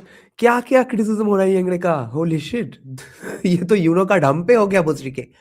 I thought I'm going to make interesting observations and critiques about येंगड़े. तो येंगड़े को defend करना पड़ रहा है बैठ के. What does he mean? येंगड़े missed this guy and that guy. क्या each and every आदमी का ढूंढ के अगर कोई भी कास्ट एट्रोसिटी मिस हो गया येंगड़े, तुम जिनके बारे में पता है उनके बारे में भी नहीं लिख सकते हो. This is the demand from Yengde. Or the stalwarts for the Matang community. Suraj only mentioned about him just giving the reference of Marathi Literary Festival. What so I think we have to talk about this. And just concluding, and this is so unfair. येंगड़े का पूरा whatever his perceived and claimed lived experience, sufferings and oppressions is completely being ignored, dismissed. येंगड़े का ये gaslighting session चल रहा है उनको बुला के. हाँ, तुम्हारा बुक निकला है, प्रमोशन टूर पे आओगे, आओ बैठो, तुम्हारा सब सफरिंग गैसलाइट करते हैं बैठ के. I totally agree with Kiruba. The intersectionality approach is totally or highly missing in the book. My caste thing, I learned more than my father. I learned from my mother, and her oppression, her exploitation was totally different. What we are discussing here, and which is not documented, unfortunately, in this book. But probably I will see it's a scope for the future scholars to contribute in that debate. Thank you so much. और मैं जानता हूँ तुम्हारे future scholars भी नहीं लिखेंगे कि RG Kaur को लेकर ही क्यों मूवमेंट हुआ, परसों के हिंद मोटर रेप में क्यों मूवमेंट नहीं हुआ. Showing the thing, I didn't tell what I mean by intersectionality. So Suraj in his book has referred to all the male Ambedkarites in the US and other places, but not Equality Labs, which is run by a Dalit woman. Again, not Anti-Caste Discrimination Alliance here in the UK. They also work with Unison, which is a... Yeah, it's run by a Dalit woman, but with whose money? Who funds it? Dalit money is pure, Dalit touch is impure. तो भाई Dalit touch is impure na, so capitalist money is pure, capitalist business is impure, or not just capitalist, बहुत सारे other type of people भी. The US and other places, but not Equality Labs, which is run by a Dalit woman. Again, not Anti-Caste Discrimination Alliance here in the UK. They also work with Unison, which is a black union. So the Dalit woman leadership and the role of Dalit women in the NGOs, that intersectionality was missing, because this is a book about global story. And Trinidad, caste in Trinidad is a very significant part in this book. This is a very important contribution, because I've never read about caste in Trinidad anywhere. But if you encounter any Trinidad person in the UK, they would completely understand what caste is. Okay, thank you so much. So I see that we're going to have a very stimulating discussion. We've luckily got about 45 minutes. I would maybe, Suraj, would you like to respond first? Yeah, you can use the microphone there if you want to respond briefly, and then we'll open it up. So do start thinking about your questions that you'd like to ask to all our panelists here. Thank you, both Kiruba and Abhishek. I agree with many points that you अब agree ना करके कहाँ भागेगा तुम? have raised, and I think it's a very generous reading of both of you, of the text, of the material. I guess when the way I was approaching this topic was from a lens that probably was not फंस गया येंगड़े, पूरा फंस गया, पूरा बाकी video में अपलॉजिया देना पड़ेगा. looked at. Now, I mean, one of the things of making it a subcaste story is, I think, a very unfortunate reading of the author and their book. Because when writers write a book, you can talk about caste, but not their subcaste and their subcaste and the whole project. And I think we have to be careful when we articulate an anti-caste politics about what it means and how it is formed. Is it a given thing? Is it supposed to be appreciated? Is it supposed to be reduced? One can talk from the position of insecurity of belonging to a certain subcaste. Holy but shit. I refuse Fuck. to be. भाई येंगड़े धो रहा है इनको. Yengde is making the same arguments you guys are making against Yengde. Academic man भोसरी वाले ने मुझे ये नहीं बताया. उसने सिर्फ बोला कि ये आके येंगड़े को धोएगी. मैंने समझा था कि कुछ मतलब other kinds of argument होगा. ये पूरा येंगड़े का बम उसके ऊपर मार दिया. Holy shit. And फिर येंगड़े has to defend himself the same way upper caste too. This is so epic. Identified as a scholar from pause भी that नहीं हो रहा है, मेरा गूगल क्रोम हैंग हो गया. बोल रहा है कि देखो भाई मैंने एक बुक लिखा, कितना सबकास्ट का अत्याचार घुसा वहां पे, इनसिक्योरिटी से देयरफॉर कितना क्रिटिक करोगे मेरे बुक का. Fuck. क्या बोल दिया यहाँ पे. From a position of insecurity आके सबका मत करो, मेरा बुक का स्कोप उतना नहीं है, यही बोल रहा है थोड़ा politely. caste community. I think that's a very reductive and that's a very unapproachable येंगड़े बोल रहा है ये reductive.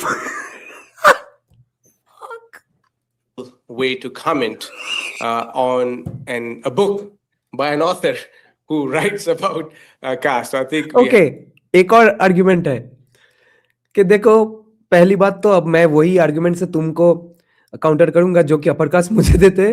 But not only that, I am one of you, I am trying to fight your fight, why are you attacking me. have to be we have to think about how do we direct our. और थोड़ा पढ़ के आओ, ये क्या criticism दे रहे हो तुम मेरे बुक का. You don't know enough. पूरा का पूरा अल्टीमेटली जिस चीज को कास्टिस्ट बोला जाता है वो अल्टीमेटली येंगड़े ने कास्टिस्ट, उनके डेफिनेशन से कास्टिस्ट काउंटर आर्गुमेंट ही दिया. This is cinema of the highest. I am not going to say that Dhurandhar is the best movie in the year. This is the best movie of the year. Oh, this is from last year actually. So yeah. critique of the text, because nowhere in the text you will read about what it means to be belonging to a certain specific subcaste. The whole project is to form a cogent understanding of caste from diverse perspectives. And that's why O Dhurandhar last year था fuck. Yes, yes, तब तो यही best movie है year का भाई. सी exact same criticism जब जो तुम लोग अभी तक दे रहे थे वही बोल रहा है येंगड़े को कहाँ फंसा दिया. So you see guys, in the end academic man is right, I am right, कि caste is that inevitable, कि intercaste discriminations and atrocities, violence will be similar between every exclusive group with a consumption pattern and when they have a distinct status position, their interrelations will be exactly the same, and when cornered, the guy who's relatively the upper caste in a conversation will react the same way. Exactly the same way. You will see there is not just BSP, there is also VCK in the book.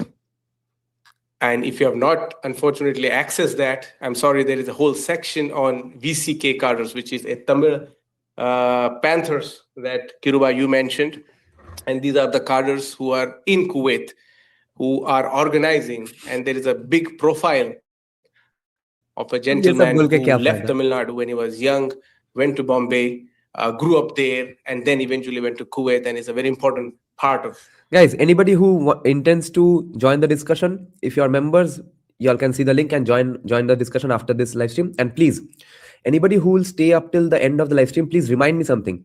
I'll have to change the title of this video. I will have to say, Yengde gets called casteist. Yengde accused of casteism. ऐसा कुछ नाम title देना पड़ेगा इसको. Oh, that I can do right now even. Yeah, let him talk. I'll change the title of this video.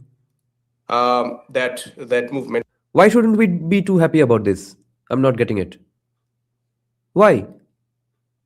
Taking idol destruction हमको करना नहीं पड़ रहा है. इन्होंने खुद अपना idol 2 मिनट पहले बना के उसको already तोड़ दिया है. He is the face of the Dalit movement in the global Dalit movement. उसको धोया जा रहा है यहाँ पे. Why shouldn't we be happy? Not because the Dalit movement is getting destroyed, but because these kinds of movements are antithetical to India's progress anyway. Okay, the happiness of Dalits, the progress of Dalits is being hampered by the movements like these. And the face of that in the world is getting eaten up by one of their own. Why shouldn't we be happy about this? So it's not just one party, but I take the point about the uncritical reading of BSP, but this book is not about BSP. Also, देखो मेरे book के scope के बाहर है तो मुझे गाली मत दो उसके लिए. और क्या क्या घुसा मेरे बुक के अंदर. This book is not about a political commentary. It's about what my fieldwork tells me. My participants were BSP cadres, and so I had to present what their views were. I did not, as an ethnographer, you don't argue with them. You report what you see and present in a very critical way, which is what was done. Now, about the views of, I mean, I write in various avenues, and so, you could read in that place. But I certainly take the point about the Dalit Lives Matter movement. हाँ, एक दो point तो लेना ही होगा. अब क्या ही करे. Which really is not really movement. The Dalit lives, it's not really a thing. It's something that kind of got together and the media just hyped it because they obviously wanted to find a parallel with something that's happening in America. Oh, so now Dalits are protesting, so let's call it Dalit Lives Matter. And so the wannabe activists who draw enormous benefits from this neoliberal NGO's activism, who don't find place in this book, was my rebuke of this embrace of new dollar that is trying to exploit the lives of the most marginalized. अब कुछ भी बोल रहा है defend करने के लिए, क्योंकि मतलब उसको to come across as a well-intentioned guy, an honest actor in the conversation, he has to concede something. तो अब concede तो नहीं कर सकता है क्योंकि उसका critique actually was legitimate based on the premises they believe in. But अब conceding for conceding sake करना है तो इसलिए उल्टा-पुल्टा बोल रहा है. Sitting at the metropoles and then writing a narrative which really doesn't translate and communicate to the subaltern who is in India. And that's why if you find the absence of reference is this whole NGO industry complex that has undermined social movements, that has sold out important radical land rights and civil rights movement. I don't really align myself with that politics, but certainly you will find they mention, I mean, there's a book has towards the end nearly 250 odd organizations across the so it's my way of acknowledging that there are various organizations.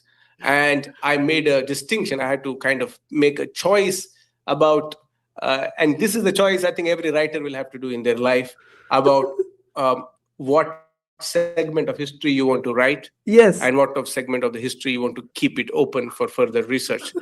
Because if you do that, then you will write a Bible and still you will not be satisfied, because this is something that needs to be more refined.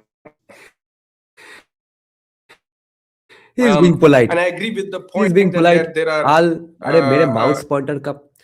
I'll colloquialize it for him. We are his defenders today, guys. He's saying, और कितना घुसाओ मेरे book में भाई, चुप करके बैठो. Not many new things, as both of you point. I also don't claim. I mean, caste is an old thing. So how can I write new thing about an old thing? But certainly there is a more ethnographic enterprise. There is more archival kind of research. And for the uninitiated, it's a story. It's a story that needs to be told. Now the character of any text, when you write in a book form as opposed to an article is very focused, because you're writing to an audience who's already aware of that. But if you write a longer text, you have to acknowledge the history. That may sound simplistic, but it needs to be told, because it then provides a preface, a kind of curatorial statement to the rest. Again, every criticism that you would have made of Yengde, they have made of Yengde. Every defense that you would have made if Yengde accused of you of casteism, if you wrote a book on Indian history and Yengde accused your book of casteism, the way you would have responded, he is saying that verbatim, and he is goddamn right. He's absolutely being logical and reasonable here. Rest of the rest of the text. I mean, I don't think, Abhishek, I anywhere say that Janardhan Wagmare was representing the Dalits. He was from a Mali, which is the Fule's caste, Gardner caste, and he is very emphatic about it. But he was mentored by a Dalit, whose name is M.N. Wankhede, about whom I will soon write a big article about who went to America, wrote on Walter Whitman, the poet, came back and started. We all know who Walter Whitman is, don't we? This Dalit kind of inaugurated basically this comparison of Dalit and Black literature, and this is literature. It's still not happening in many sense. Now, I think this is a very important point, and I think this is for us to really think about is how caste also has to study about privilege. I just did a podcast and we had a long chat about, this is something I've been advocating. We need a critical study of. No. Now I'm very curious about. I'm very interested to talk to him. He'll never come on my podcast, but if he does, it will be so much fun discussing this particular event with him. Of black and kind of white. I'll take. I think Chandni just pointed out that we should open for more Q&A, but maybe some of these I'll take in response to Q&A. Yeah, thank you. Okay, great. Thank you so much for that, Suraj. So we'll take some questions from the room first. So if you'd like to maybe just indicate that you'd like to ask a question, and then I'll take a collection of 3 or 4. Yep, so one there.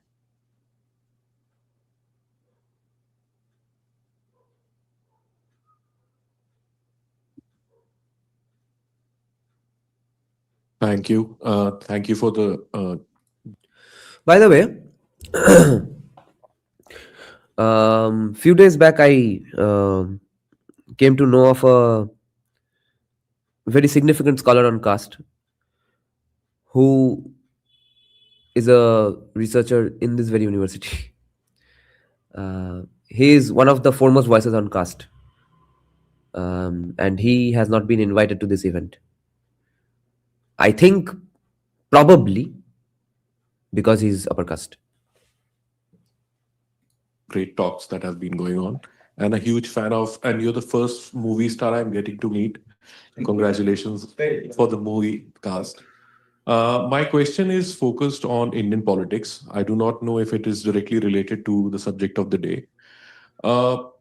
Almost 80% of India consists of Dalit, Bahujan, and Adivasis. But for centuries, we have seen this section has been deprived of its rights. दलित बहुजन आदिवासी सबको घुसा तो फिर से then you are undermining the different degrees of oppression that has happened to them. और अभी जो बोल रहे deprived, हाँ, दलित का deprivation, बहुजन का deprivation, ट्राइबल का deprivation सेम तरह से हुआ है. हाँ, अंडरमाइन काहे कर रहे हो किसी का? रैंडमली अम्ब्रेला खोल नहीं सकते हो तुम.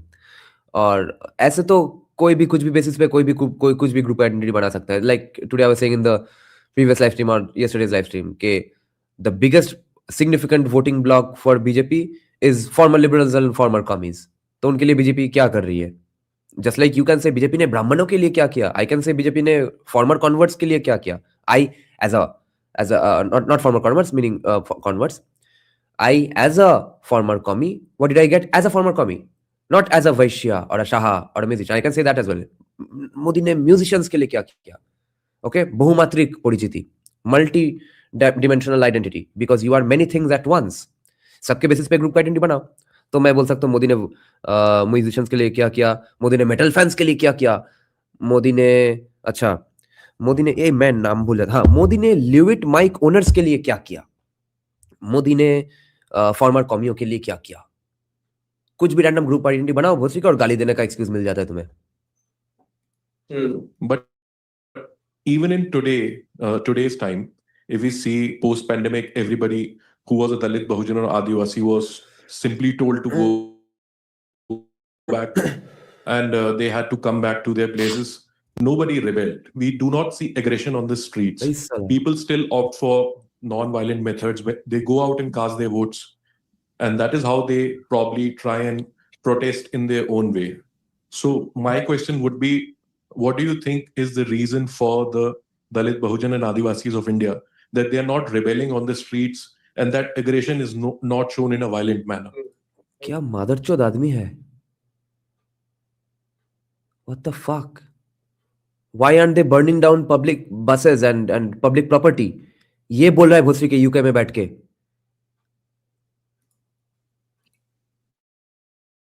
More questions? This one next to you.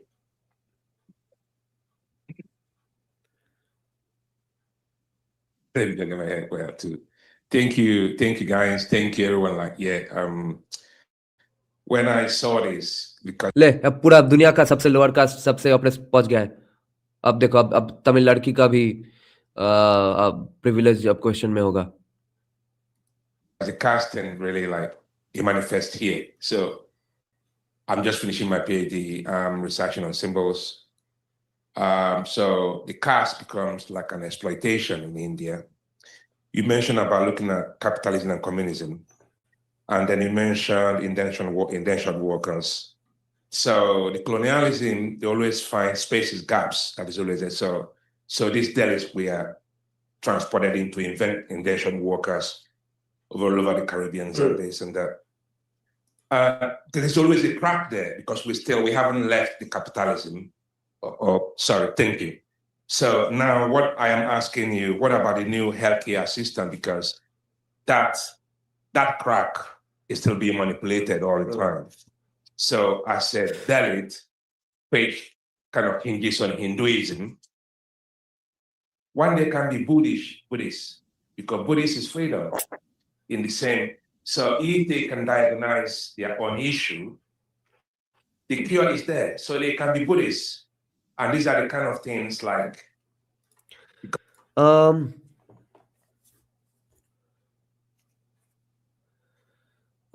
Fair question, I think. Yeah, I think we got too triggered and carried away. It might be a curious question from a well-meaning guy के अच्छा भाई इतना ही cast atrocity हो रहा है तो तब तो violent.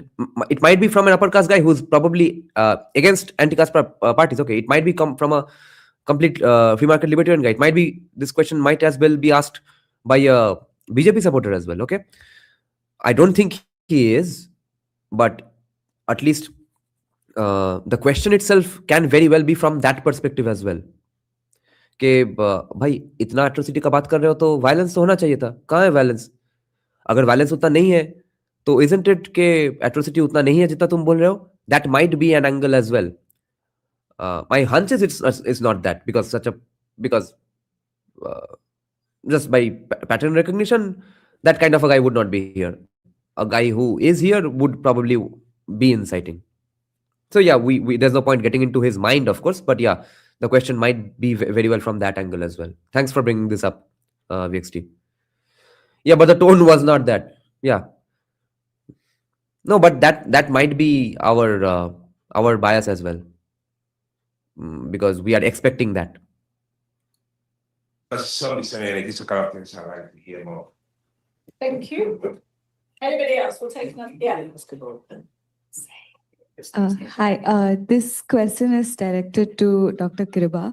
I wanted to, I'm sure like Dalit women, it's the reality that Dalit women face a lot of layered discrimination, right? Different layers of discrimination. And I wanted to ask you, in your experience of working with the law and working with a lot of cases, to what extent is this discrimination fully captured by law? And what are the gaps that you think are there, and how can that be addressed? I think that's... I mean, I don't know if this is a question of the about the book, so I would really appreciate if you can ask the question privately to me, but please discuss about the book. Yeah. Thank you. Why do you think she asked to ask this question to her privately? A, because it's not about the book, but B, because she knows there's already the SCST Act. And anything further than that, she would have to do a lot of mental gymnastics to fully explain. Therefore, she did not want to answer this publicly, I think. Okay, I mean, we're happy to take questions that are broadly related to the themes as well. So, Karuba, Okay, now she's in the soup. please feel free to answer that. Chandni, was there another question? Yes. Yeah. So my question is to Suraj. Now Yengde is smiling because that girl is in a soup. You mentioned that while talking and traveling across world and communicating with different people, they were not really confidently upholding their religious identities. So how did you identify and approach these conversations? And also, how were you thinking about your own positionality while interacting with these different castes, subcastes, and hierarchies within them? Yeah, thank you. Okay. Yeah.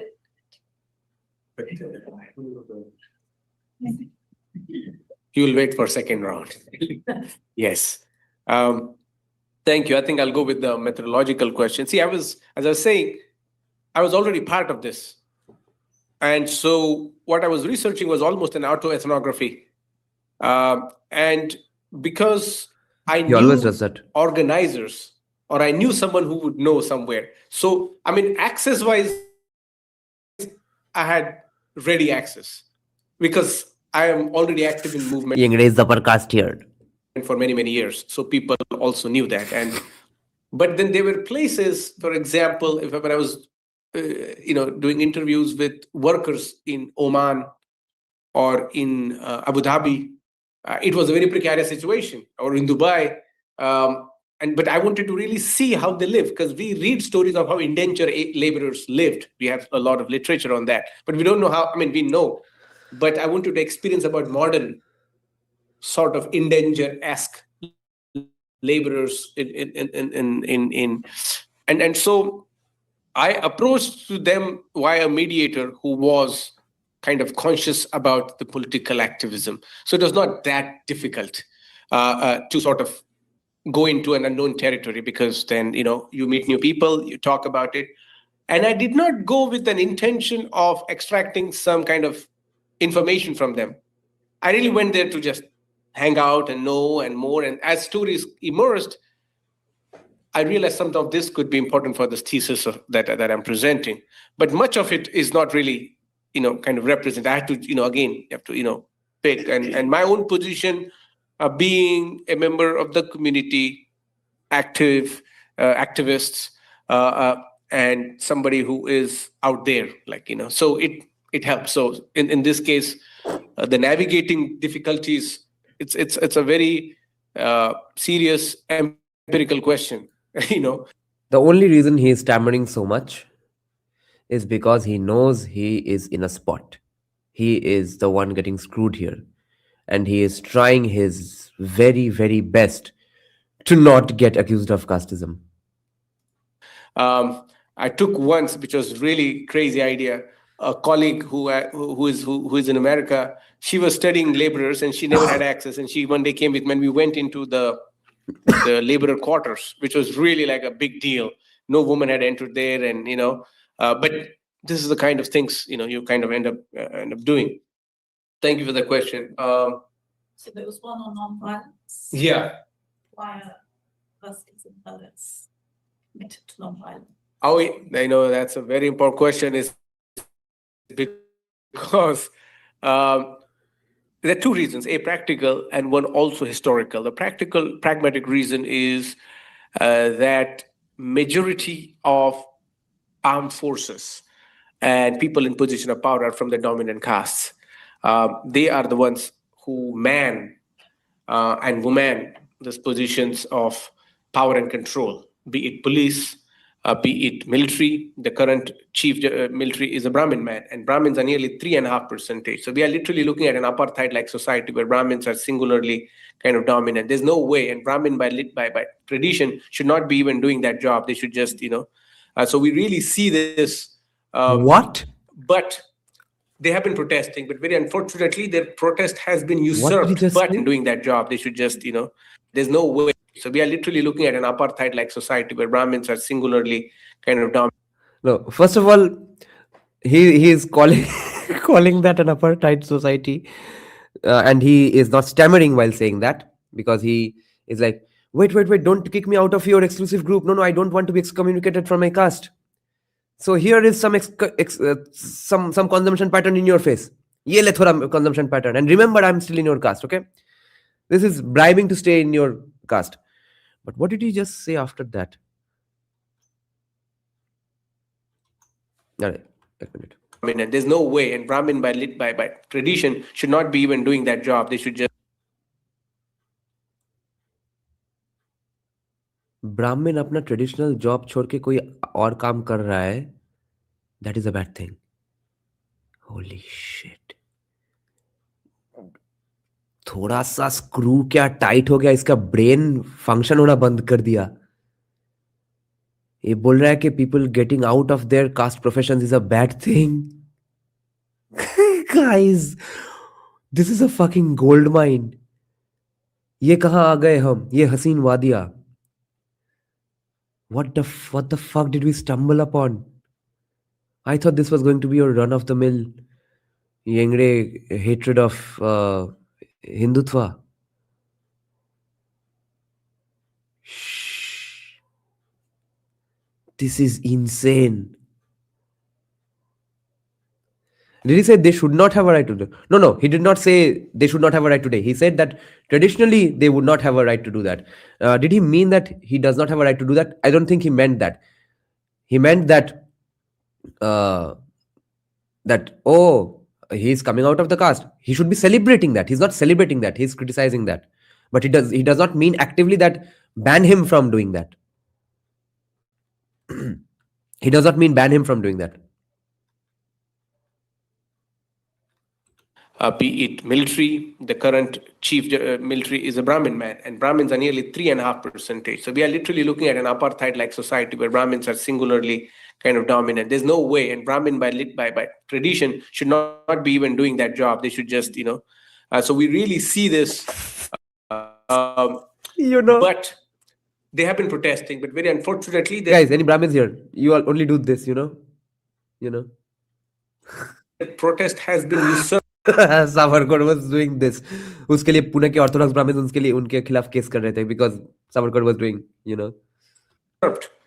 by this kind of Maoist way of resistance, which had a currency at some point, but you can't currency तो अमित शाह ने घुसा दिया गाड़ में currency currency चाहिए तेरे को आप क्रोनोलॉजी समझिए करेंसी का really take against the might of the state. This is again this kind of China's model. It keeps failing. This keep resisting. More importantly, it's to do with Ambedkar's historical reason of working with non-violence, and non-violence here is a very active force of participation in a democracy. Yes. नहीं तो अमित शाह आ जाएगा non violent बन जाओ and Ambedkar को एक और aspect से भी गाली दिया जा सकता है वो जो कि वो नहीं दे रहा है कि अम्बेडकर ने काहे बोला कि हिंदुओं को प्रॉब्लम होगा मुस्लिम्स के साथ रहने में दलित काहे नहीं बोला अम्बेडकर ने तो yes therefore there needs to be new gods in the Dalit movement and जितने भी गॉड खड़े कर लो जितने भी आइडल बना लो हम तो लेंगे या फिर तोड़ेंगे Where franchise of an outcast body was considered to be given, here you have one person, one vote, which then you use that as a currency to claim stake as equal, which is much more powerful force than recourse of violence. Because, and even now, if you see much of the Hindu-Muslim riots that happen, majority of these people are from subaltern castes. So there is a sort of response against injustice, but the injustice is not given. That's why this Ambedkarite ethos is very much alive. People are very much kind of believing in this. But on the Adivasi question, on the other hand, it's much more historic. It's been kind of pre-Ambedkar, pre all of that, and that's again a very powerful kind of potent resistance that exists simultaneously. Great, thank you. Should we save the question for perhaps the final round in relation to that? Because I think we have some questions online. So you're going to... No, Vixi, to be fair, affirmative action is equality according to them, because when you are advocating for equality of opportunities and not equality of outcomes, you are considering equality of opportunity to be a reality when it's just perceived and an illusion of equality of opportunity. Because after all, there may be equality of opportunity in law, but in the end, since everyone does not have the same social capital, economic capital, and cultural capital, in the end, everyone does not have the same equal opportunities. My point is that वो law and states solve नहीं कर सकता है. मगर critique I agree with. I don't agree with this statement that affirmative action is equality. They say affirmative action is equality because equality of opportunities is not even possible. I say equality of opportunities is not possible, and at best what you can do is that the state is equal. उसके बाकी सब अगले generation के लिए छोड़ दो, free market लाओ. Read them out, Chandni. Oh, you want to take the audience ones again? Okay, so there was one there and one at the back there, and then two there. So we'll take these quickly. Yeah. What VXT is saying here, this is practically the argument against equality of opportunity. Keep them short, please. Yes, will be short. Thank you, Suraj. I watched you, I know you, but I watched your Nepal speech. Nepalese. Oh, Nepal. That speech, I really liked it. Question to you. You said about Black Panther, and then you also said about Dalit Panther. Yeah. I'm baffled. Why? Dalit Panther, so Shudras are different than Dalit. Yeah, that's right. So there's no Shudra Panther or there's no tribal Panther. Adivasi Panther. Holy Why shit. is it so? That's Far. very interesting question. Good question. That's very interesting Nice. question. Why Nice. is it? That's my question. Yeah. Nice. And also Special question. another question. This is the second one. भाई unknowingly question में भी आधा धो दिया है येंगडे वालों को. क्यों अलग अलग पैंथर्स नहीं है? अम्ब्रेला ही बनाना है तो सिर्फ दलित का ही अम्ब्रेला क्यों? उनमें से अलग अलग पैंथर क्यों नहीं? और अगर अम्ब्रेला बनाना ही है तो पूरा का पूरा हिंदू अम्ब्रेला क्यों नहीं? हिंदू पैंथर क्यों नहीं? बजरंग दल का है नहीं? All of you talk about your cause, all the panel members, but I apparently what I so much read fun. and what I know. So Buddhism hasn't got any caste. So why अरे are you people Buddhism talking about सब बोल रहे हैं low Buddhism cost? So now you put this on here.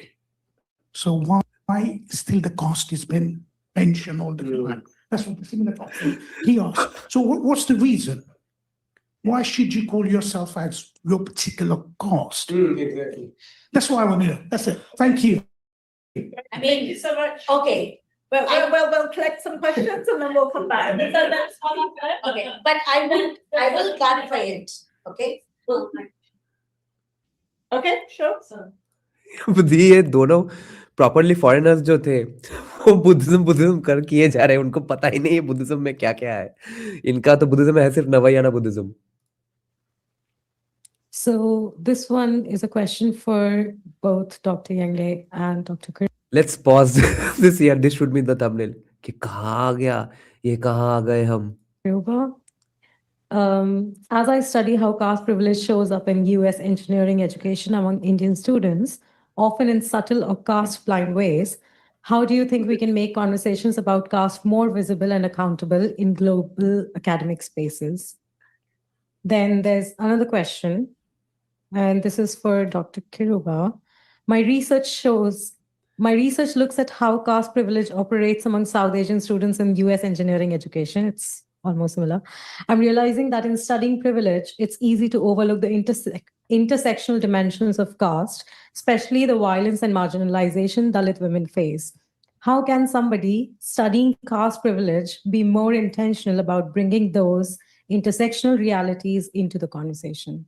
So let's just treat that as one question because I think it's the same. And then the other question is from Keith Hedden. Ambedkar had an ambivalent view of the Indian Constitution and its ability to liberate Dalits, but he's lauded as the architect of it. Did you see among global communities any impact of his focus on constitutional and religious reform in the activism and conversations around the world? Others working in human rights and public life as Dalits for Dalits? Question mark. Okay, well, should we perhaps Dr. Karuba, would you like to respond? Go for it. Yeah, okay. So first of all, I am someone who's against sub-caste identity. I've never identified myself as pariah because I know how Arundhatiya community who are forced into manual scavenging suffer and how pariah men oppress other caste. And there is caste in itself is graded inequality. You cannot just bring in an umbrella term and forget the graded inequality. Yes. Pallars in Tamil Nadu, they want to be declared as OBCs, backward caste, because they claim themselves as ruling caste. Yeah. And Pudrevanas who were unseeables, who cannot even come out when the sun is out, they're still oppressed. So I'm one of those only people who are still talking about these graded inequality within the Dalit communities. Nice. And my claim, so far, after 12 years of Guys, this is the girl BJP should co-opt, not Yengde. legal practices, that I've never been once addressed as a constitutional scholar. Even Suraj has never addressed me as a legal scholar. The other day I asked him, name one Dalit woman legal scholar. He was thinking. I was standing right in front of him. Do you understand what kind of humiliation I go through in my life? And every time I'm invited, I'm addressed as Dalit woman lawyer. It's an adjective to me all the time. So I did not want to reduce Suraj's work into a subcaste. But when you talk about caste globally, pariahs have been taken to other South Asian countries as bonded laborers. I would expect to see that. And I totally agree with what Suraj said. No one can always bring in. I'm telling you guys, I know why this is funny, but on a serious note, these discourses are interesting. It's a very, very stimulating night I'm having with you all. But these discourses are taking place because broadly the society believes in this category of discourse in India. If you want to nuke this genre of discourse, which I think would be a good thing and actual casteism would be quickly solved, only and only if you embrace libertarianism and a US style constitution. Okay? If you go on advocating for Hindutva 1.0 type Sanatan AC temperature types of discourses, these things will fester because they are the same category of thinking. New perspective of 3,000 years practice of caste. But when your participants are from BSP, now I'm an academic, so I can boldly talk about it. Because when I spoke about it previously, I was only a lawyer and an anti-caste activist. I did not have any. Please explain. Can I explain right now? I think that would be too long. What I mean is, what is at the core of this way of thinking? Okay, a kind of complaining. No, I can't do this. No, I'm not being allowed to do this. Okay, that kind of shit is looked upon in American society because the core DNA of America is in the US Constitution, which rejects this kind of thinking. There's a great saying I like in American society that there are two kinds of people in the world: have, be, do, or do, be, have. Okay, do you believe that you will do something and then be something and then have something, or do you believe that first you have something and then you be something and only then you can do something? India, fundamentally today, almost every fucking Indian believes that have, be, do. America fundamentally believes in do, be, have. Academic qualification and I was not a scholar, but now I boldly talk about it. Constitution and society are separate identities in India, not in USA, because USA does not have a civilizational identity. USA is not the intellectual descendant of just England or UK. It's a completely made up new country out of thin air, and their society's religious text, whether they admit or not, is the US Constitution. Your participants might be from BSP, but as a writer, your role is not just presenting what your participants said. Where is your critical analysis is coming from about it? What is the... No. American society does not solve this out of the blue. The Constitution is ingrained in their blood. Our Constitution is not ingrained in our blood because our blood already has many other texts. And it's fair that way. But the place that Mahabharata Gita has in our society is the place the Constitution has in their society. Opinion of these BSP scholars abroad about BSP's alignment with BJP back home. Is this affecting the movements abroad? Kiruba, can you tell us what BSP is? For those Sorry, of us who might... it's a Bahujan Samaj party led by a Dalit woman named Mayawati. No, Satyam. I'm going to only sound harsh in my counter to your thoughts, but I'm not actually harsh about this because I totally understand why you would think that. Okay, I'm saying that, yes, I understand where you're coming from. I understand the crutch beneath your argument. Fair enough. But a lot of right-wingers say this, that, okay, Shudra is a proud word. Just be proud of it. Garv se bolo, main Shudra hu. वैसा नहीं होता है सत्यम, because you're ignoring the status aspect to the phenomenon of caste. No. तो भाई जिस आदमी का profession या consumption pattern is not considered high status, वो अपने आप को हाई स्टेटस सिर्फ चिल्ला चिल्ला के बोलने से वो सोसाइटी में हाई स्टेटस नहीं बन जाएगा. Just like you or some other people in my live chat were saying, the day I first actually felt discriminated on the basis of my caste in a Hindutva gathering, where someone who has gone out of the person's way to help me in countless other things, okay, not countless other things, like in 2-3 other things in which that person could have very well not helped me, and I would not have thought about it at all. I don't even mean financially, okay, little very significant actions, okay. So that person does not have active overt casteism, conscious casteism in that person's heart at all, okay. But that person introduces him or herself as, I'm a Bengali Brahmin. And I sit there thinking, why am I missing that party? Who the fuck introduces themselves as I'm a Bengali Vaishya and would actually be given a shit about? No. Everyone knows calling yourself a Brahmin in that context actually would mean something. Whether that person who is being told actually gives a shit or not, that's a different question. But Brahmin definitely has a connotation that Vaishya doesn't have. I just being proud of it won't make change that. And it's a political party, one of the first Dalit political parties. And I totally agree with Suraj. He has written about VCK, Liberation Panthers Party. I'm not complaining. He has not referred to it. I'm agreeing most of it. But who built the temples or architecture paintings? Yes, the Mistris. They didn't design it. तो आज के मिस्त्री का क्या बड़ा high status हो जाएगा अगर वो गर्व से बोला मैं मिस्त्री हूं क्या होगा उससे I feel, okay, if you invite 4 upper caste scholars to this panel, you would only hear appreciations. No one would ever have the courage to critically look at Suraj's work, which Suraj actually needs within the community. We need to tell that. And Yengde को फिर से धोड़ा I really feel like you deserve this. You deserve this. Okay, so one last thing about Abhishek wants to say something, and then we'll John. Mutual respect is not what's being discussed, Ananya Shukla, right now. What I'm debating Satyam here is on whether every exclusive group has the same status position in the hierarchy or not. If that was the case, that would be a weird society. Then there would be no society, because equal poverty is possible, equal status is not possible. Status will always be hierarchy based. Take the mic, Abhishek.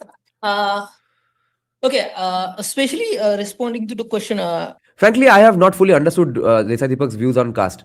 Some people get casteist vibes. I can easily conflate it to be casteist, but I just don't think he would ever be actively casteist again like that. Again, yeah, it would probably be like that person only. He would say, "Hi, I'm a Tamil Brahmin," and then not behave in a casteist matter in a casteist manner with me in any situation ever.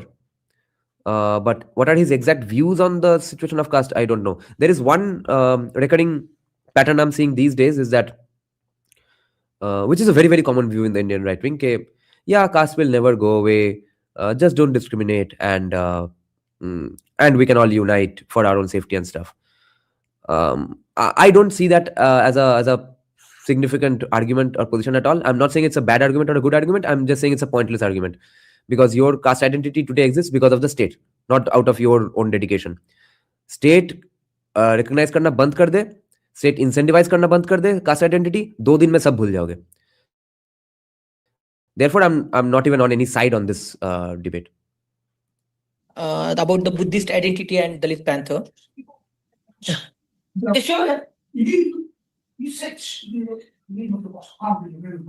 Nina, you are very right that status discrimination exists in USA, but the same statuses, same groups in one particular status rung doesn't get discriminated forever and ever, because there's quickly economic disruptions happening and going on repeatedly in every 15-20 year round.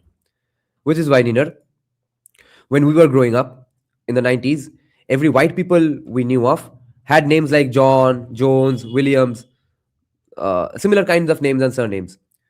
Today, a successful American has surnames like Aronofsky, Tchaikovsky, this Nathan, that Nathan. All of them are successful Americans. How is that happening? How are the surnames changing? How are so many surnames which you can't fucking pronounce coming up? Why can't we pronounce them? Because we are not used to hearing those names. That means whatever status discrimination exists only exists as long as that hierarchy stays intact. But with economic disruptions, with Western style capitalism, same hierarchies don't exist forever. That's the brilliance of USA.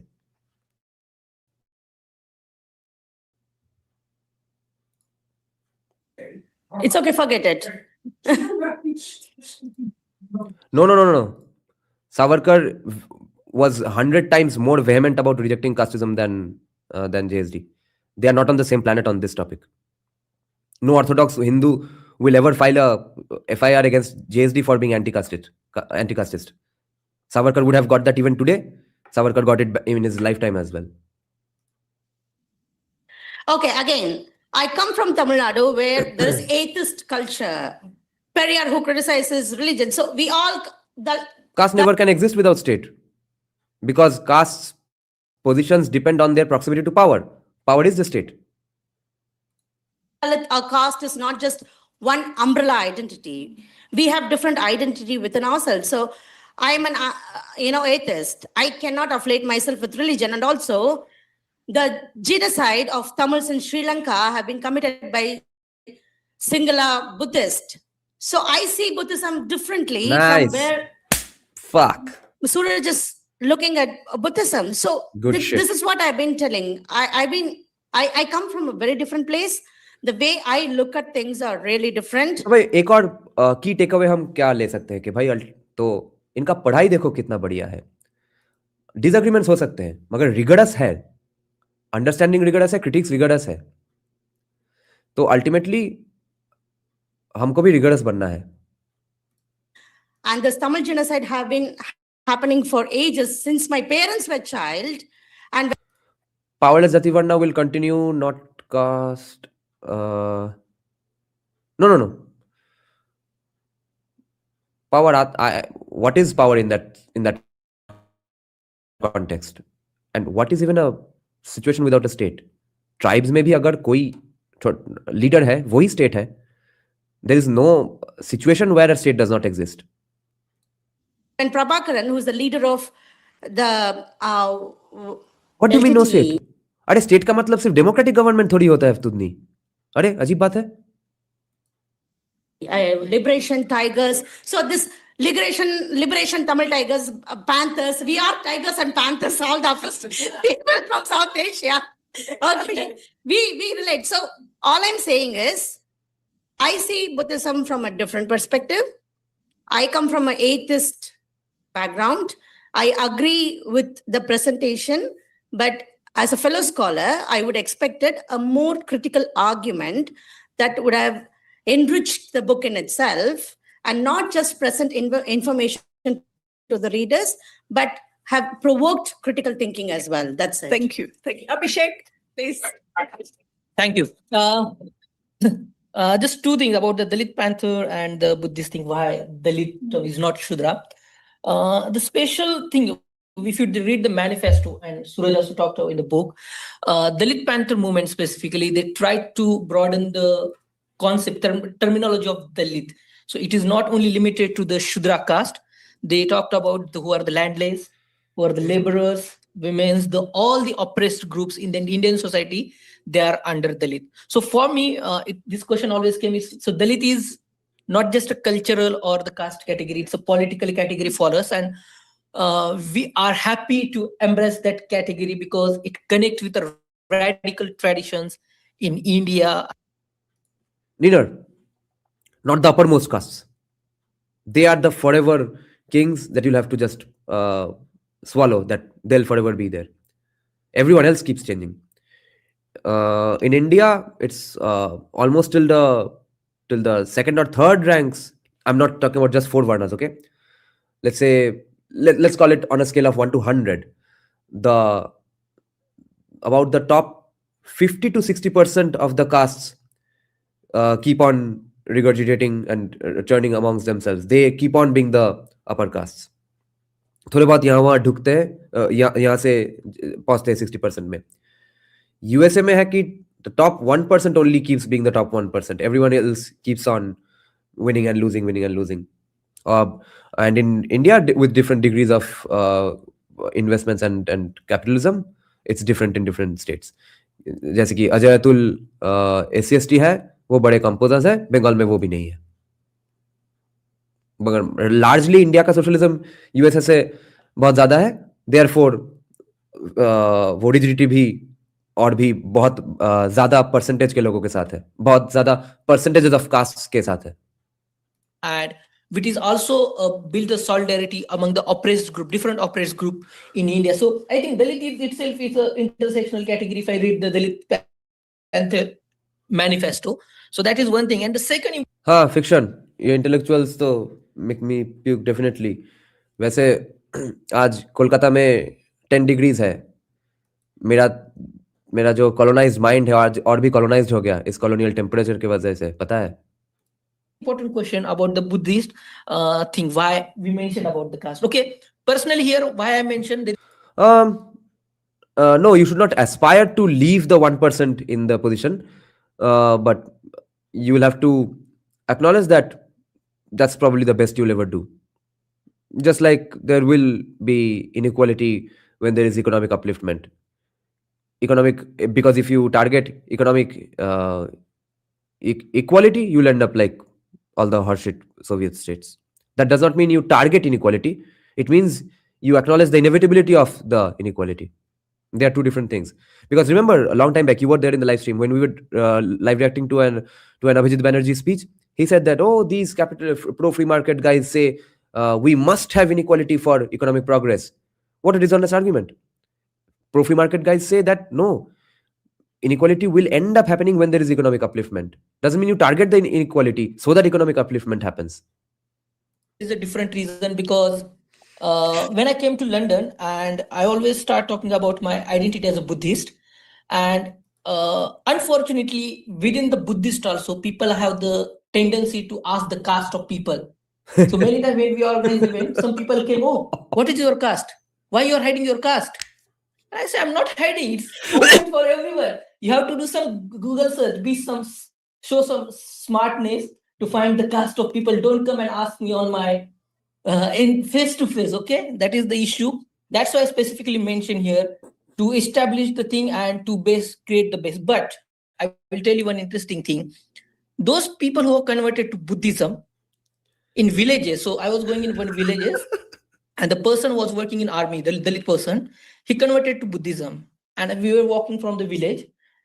He identified himself as a Buddhist, but the villages, they call it now, they don't call it. So my grandfather's name was Rama Mahar. So the caste name was there after the first name of the person.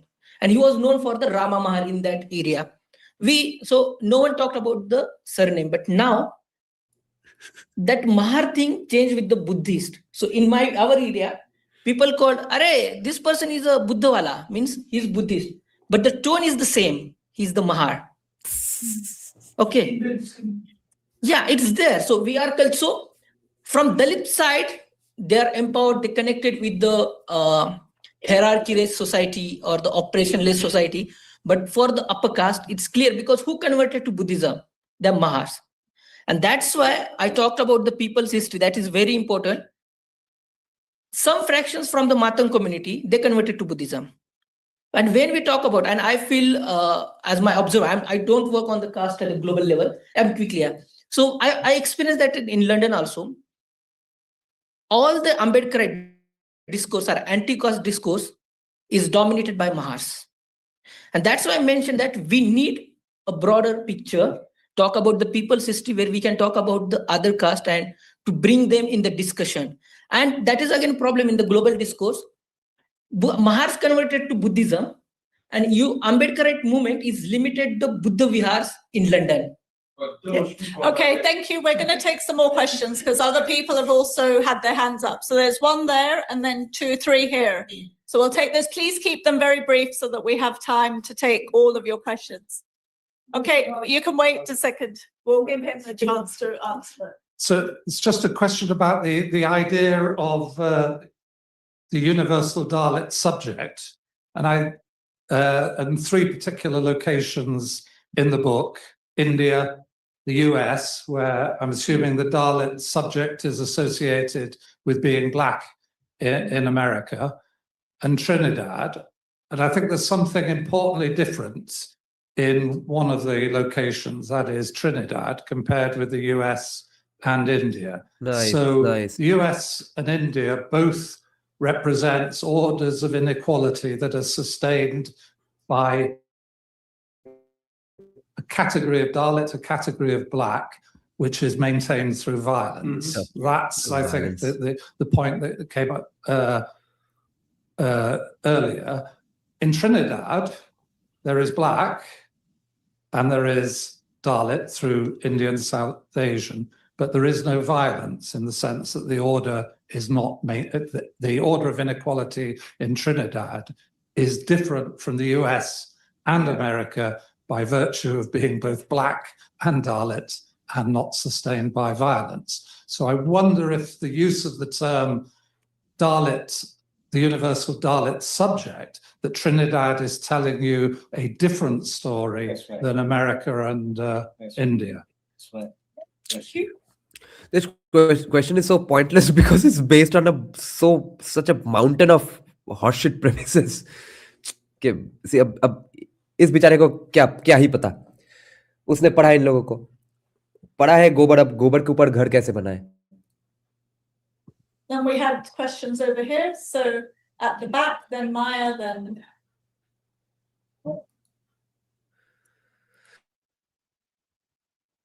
Hello. My question is regarding the book cover design. What does the diamond shape signify? What does the color signify? And the I hate the cover.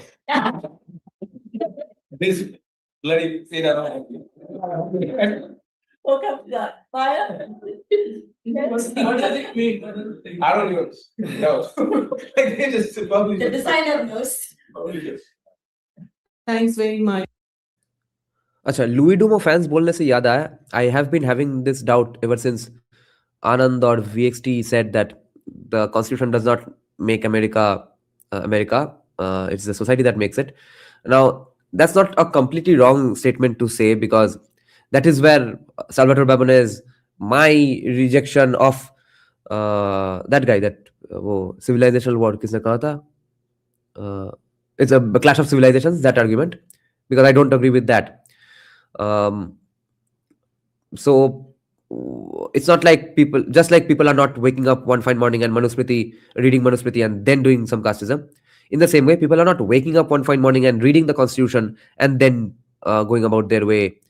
But you see, you could therefore very well say that in the end, the constitution just represents that society, and it is that society, that very specific kind of society, which could have written such a constitution.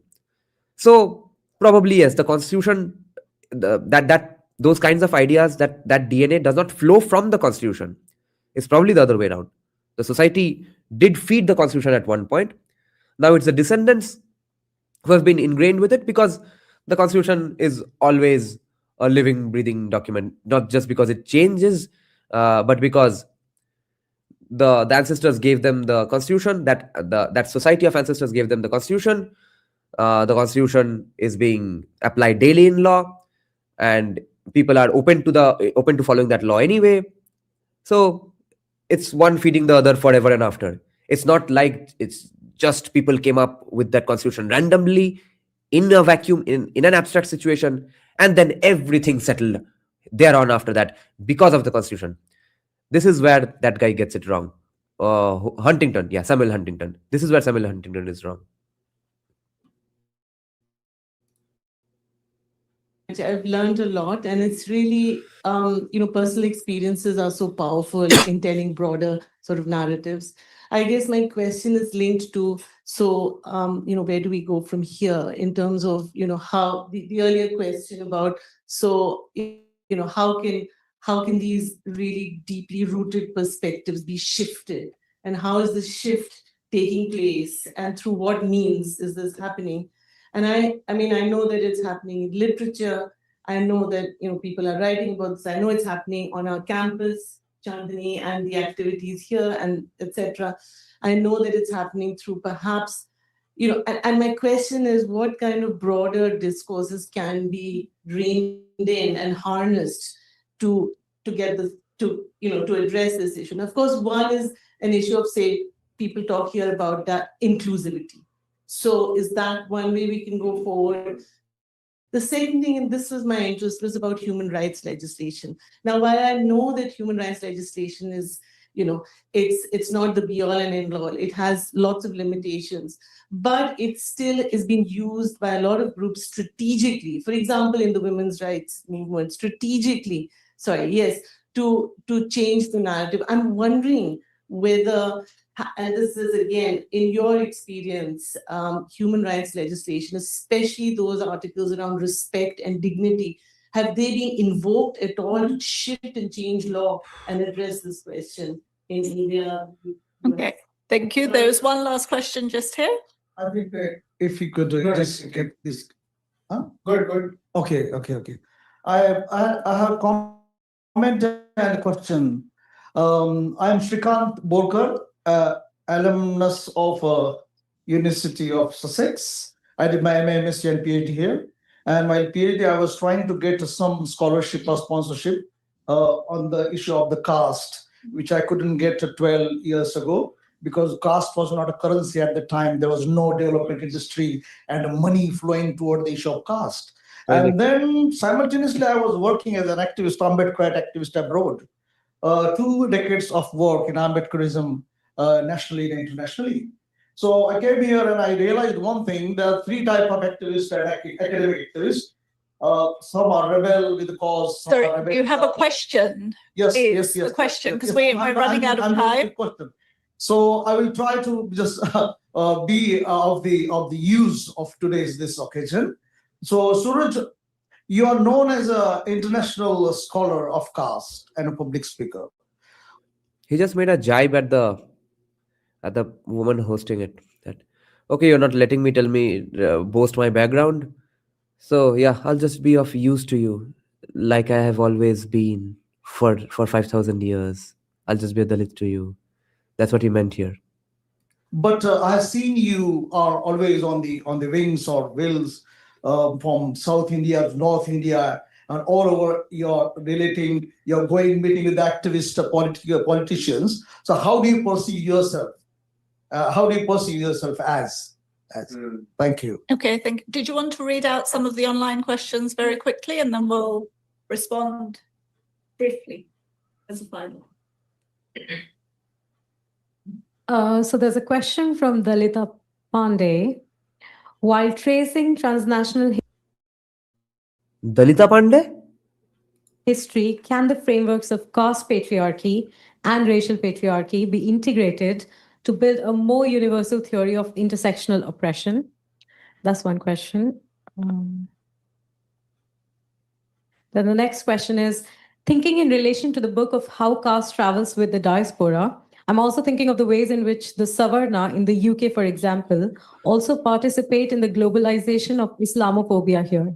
And so, as people invested in solidarity building, how do we recognize and connect these as interlinked, both in India and globally? And there is Jagannath Mondal is standing outside the gate, knocking. हाँ बोसरी के क्या बोला क्या globalisation of cast के साथ globalisation of Islamophobia हाँ मुझसे सुन बोसरी वालों. Well, there are 2 more questions. Should I say them now or do you want me to circle? Save them. Okay, so thank you so much. We're running out of time, so you don't have to answer every single question that comes up, but maybe if you'd like to respond to one thing briefly. So Abhishek, do you want to start? And then Karuba, and then Suraj, you have the final word. Quickly, yes, this intersectional approach is important. And Why will Yengde have the final word? He's the most privileged here. You are reproducing the caste hegemony. You are reproducing, you are reperforming the same caste hierarchies. Oh my God, the phenomenon of caste is being redone here. Caste is not only about the Dalit, as I mentioned. If you see the cases in Australia of the dowry violence in Australia, and if you read the work of the Sharad Patil in Maharashtra from India, that gives the understanding why it is important to talk about the caste from intersectional approach. And the second thing about the Islamophobia and this thing, but as a Dalit scholar doing research in UK, we are more concerned about the debate growing about the Hindu phobia that is directly going to affect our academy. Yes. Did you see what happened? Yengde जो critic तुम लोगों को करता है, जो critic ये दोनों मिलके येंगड़े को करते थे, अब इनको वो क्रिटिक मिला है फिर से. Now the audience has done the same critic to him. कि देखिए कोई मिस आउट हो गया, आपने इनके बारे में काहे बात नहीं किया. And now he is saying, देखिए हमारा तो एक्टिविज्म का स्कोप इतना ही है, हम क्या करें. This is what Yengde was telling them. देखिए मेरा तो बुक का स्कोप ही इतना ही है, अब क्या करें. Freedom talking about caste. Thank you. So by intersectionality, I don't understand it as just caste and gender. It could be caste and law, caste and anything. So intersectionality could be any two identities or any two elements that acting for a cause. But about the question on how to bring intersectionality in academia, I think we need to intentionally bring intersectionality into our academic work, because whenever I talk about intersectionality, I'm called out as craving for recognition as an individual, but it's about intersectionality and about human rights legislation shifting the main deep-rooted caste narrative. So I think law as a tool is limited. It doesn't cover most of the violence even committed against Dalit women. We can talk later outside. So it doesn't cover, but तू बाहर मिल. The use of law is very, well known for the Blacks and Dalits and other oppressed communities all over the world. So I think if we don't access the tool, we will never able to shift any discussion or narration relating to caste. I'll leave it to Suraj. Thank you. It's very good questions. We just have 5 minutes. I'll try to cover it, but I'll go to John's point. I think, John, I think that's what, when I was like trying to look for a Dalit, I think that really gave me a kind of insight into what it really means, and the category of, for example, Black as a subordinate subject doesn't exist in Trinidad. Black is a dominant subject. In fact, the Indian community have a very contesting dislike, because also West Indies and India playing cricket, for example, they would support Indian cricket team because there was always, and that was the first time when I heard by an Indian person criticizing. Where's our Guyana, bro? VXT, हाँ तुम हो तो अब बोलो कुछ, थोड़ा contribute कर लेना. ये हो जाने के बाद तुम तो है ही. Anand and VXT will start the discussion today. One from Guyana and one Tamram. हमारा कितना मजा आने वाला है आज रात. The Caribbean Black person, because then you see there is an equivalent kind of political power that they are. And in that sense, I was looking at how the Dalit identity kind of forms or misinforms. And I think probably you're right. Maybe there has to be a new approach to finding this. There has to be a new theoretical kind of intervention. I think this was a very good exercise. I think we have all grown a few brain cells and gained a few IQ points. It was not a fucking brain rot, because this was a very, very high quality discussion, and we all got something stimulating to think about, ponder over, contemplate, formulate. And most of all, we were in a hilarious position that we, at least I, went on defending Yengde. So see how advanced these situations are, and think of an equivalent. No, it's your right wing dissing बहुत होता है, मगर you know the level is not here, not in the same numbers. Also, how much is useful? I mean, if they are willing to negate their whatever identity, then I don't know where can it go, because you're right. I mean, the constituting category of Dalit or Black, violence and stuff, and there it is more about political parity and representation. What do you mean? What did you learn? I did not know that Yengde was going to be the one who's going to be ambushed all fucking night. I didn't know an audience person was going to come and ambush the guy ambushing Yengde all fucking night. I didn't know I was going to have to defend him. I didn't know Yengde, and I didn't know that caste is in fact so inevitable that when cornered, the relatively upper caste guy in any situation ends up defending themselves in the exact same way in every situation. This was so much fun to learn. How does this kind of Dalit, but Brahmin does exist. And so that's why I was like trying, there is ritual and there is, kind of ways of looking. To your question about, caste and, I don't know why it's important. I think it's important for our panelists, that's why I think they mentioned about the subcaste and stuff like that. And they had their kind of bona fide reasons. But I don't think that's something that kind of elevates or that doesn't make any contribution. It's a necessary contribution, but it's like, where will you see? Same difference. मेरे research के मेरे इस particular book के scope के बाहर है, कितना कुछ घुसा हूं मैं यहाँ पे. Go with that, and that's why I was not accepting that approach of the comments by both of them. And I'm not sure, but I think there is in the book a observation of the critique of privilege. If you read the chapter on Trinidad, It is focusing on Brahmins. It is trying to elevate what a Brahmin, and there is a gender angle. And if we are unable to see that, then I think we have to then really make sense of what gender means to us. Does it just means this kind of construction of this, or it's an evolving process? And that's why I think this whole intersectional is still an elite formation, which is again creating a access space. There is much more critique within the old school leftist school of thought, which is, and Cornel West basically was criticizing about what this intersectionality really behooves upon. From black women, the intersectionality is so important. Please. My brother, intersectionality is important in a context where कोई trigger भी हो गया audience से, वो protest भी कर रहा है यंगड़े को कि क्या चीज है. where your issues are probably what the formation of intersectionality here is gaining a space, which is not unimportant.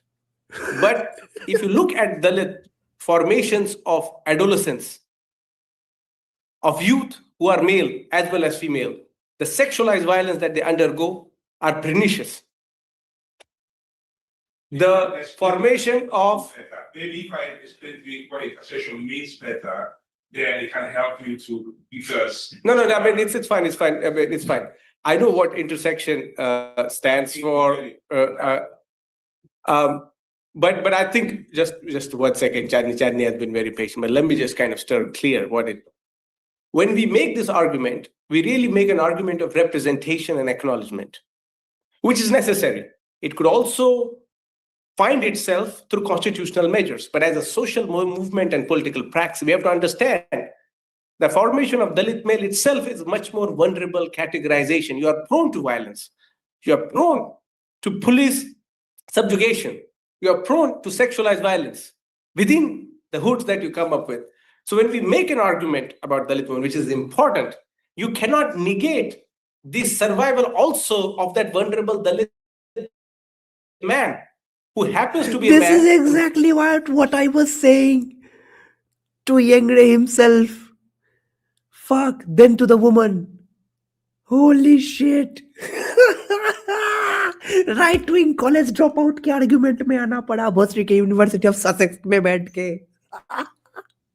Who has to also face equally, if not necessarily the women, the way they face, also enormous amount of barriers that they have to face. And I think if we don't acknowledge that, it doesn't mean that the Dalit women... Guys, you see, watching Jordan Peterson and Ben Shapiro and Thomas Sowell on loop can educate you to such a pretty nice degree that you can take on these people.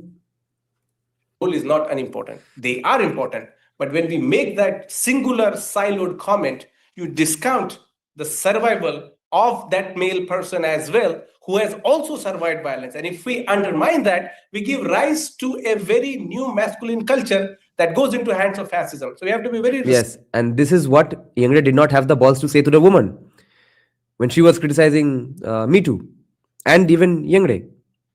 कि नहीं, तुम्हारे पास megaphone है तो उसमें बात मत करो, megaphone से अपने बारे में कुछ मत बोलो क्योंकि मेरे पास मेगाफोन नहीं है. दोनों हम चुपचाप बैठे रहते हैं. Respectful and understand and ascertain how this is formed. We can sit in academic debates and talk about it, feel good about it, go home. But tomorrow the fascism is coming knock on door. We have to think as a responsible citizen. And this kind of identitarian logic has not really helped. So please understand, when we make cause of Dalit women, we also understand what a constituting element. I don't agree with his premises, but just for the point of this exercise, just for looking at this live stream, if we take his premises seriously, then he is very obviously awesome at debating and formulating. And frankly, even when we are disagreeing with his premises, we are ending up agreeing with his arguments in many situations. But I'm not nodding along just because I agree with everything he is saying. I'm agreeing with the fact that yes, if his premise is that, because all of them agree on the premise, remember. All of them agree on their definition of violence, which I don't agree with. Based on the premise that all of them agree here, the audience, the panelists, inside that, Yengde is doing a pretty fucking good job. Of Dalit male or Dalit boyhood, Dalit adolescences. And if you don't, and there are no studies on Dalit adolescent boys coming of age? If there are, it will be helpful. At least within the black sphere, there is a study where you know what black youth, when they're growing in inner neighborhood. Black is not just opinions. It is like My brother, I hear you. You have to allow me to finish. And so for us to really make sense of Dalit gender, we have to also understand the male gender. It cannot stand as a punching bag to make a case. So Yengde is a Dalit Andrew Tate.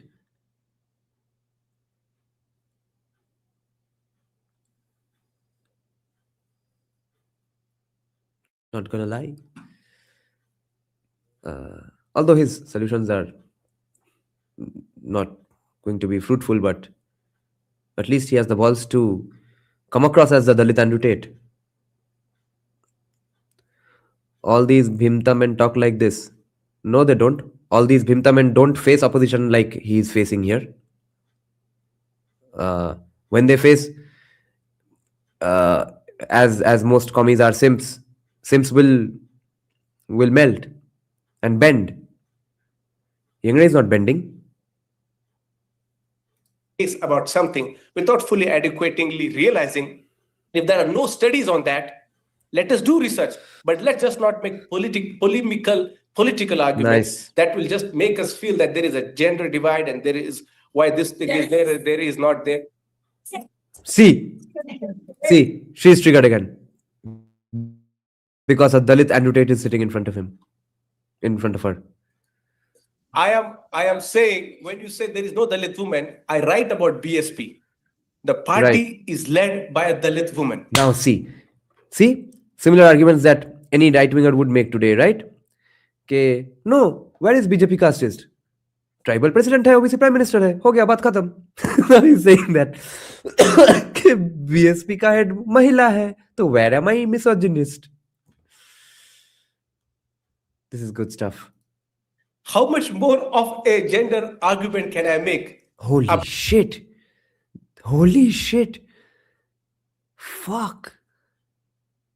How much more misogyny can I give up? This is what he's saying. This is Dalit Andrew Tate.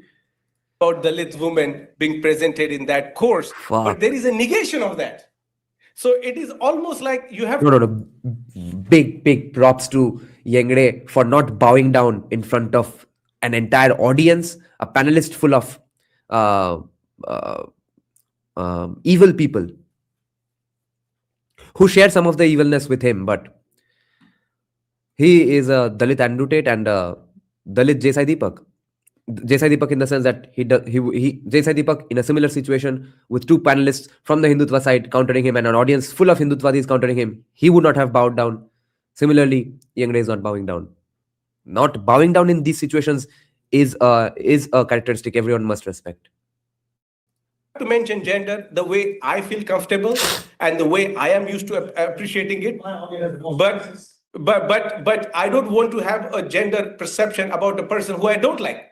She may be a woman. She may be one of the most powerful politician who is from a Dalit community right now in India, but her gender identity, her caste identity is subordinate because she doesn't align with your perception of what a genderized perception of constructing manhood or womanhood is. Nice. And that's not really a serious study of any scholarship. We have to realize that there are ways we are progressing this scholarship. There is a stage of it. And I'm saying Dalit woman issue are absolutely important. There is Dalit woman in that book.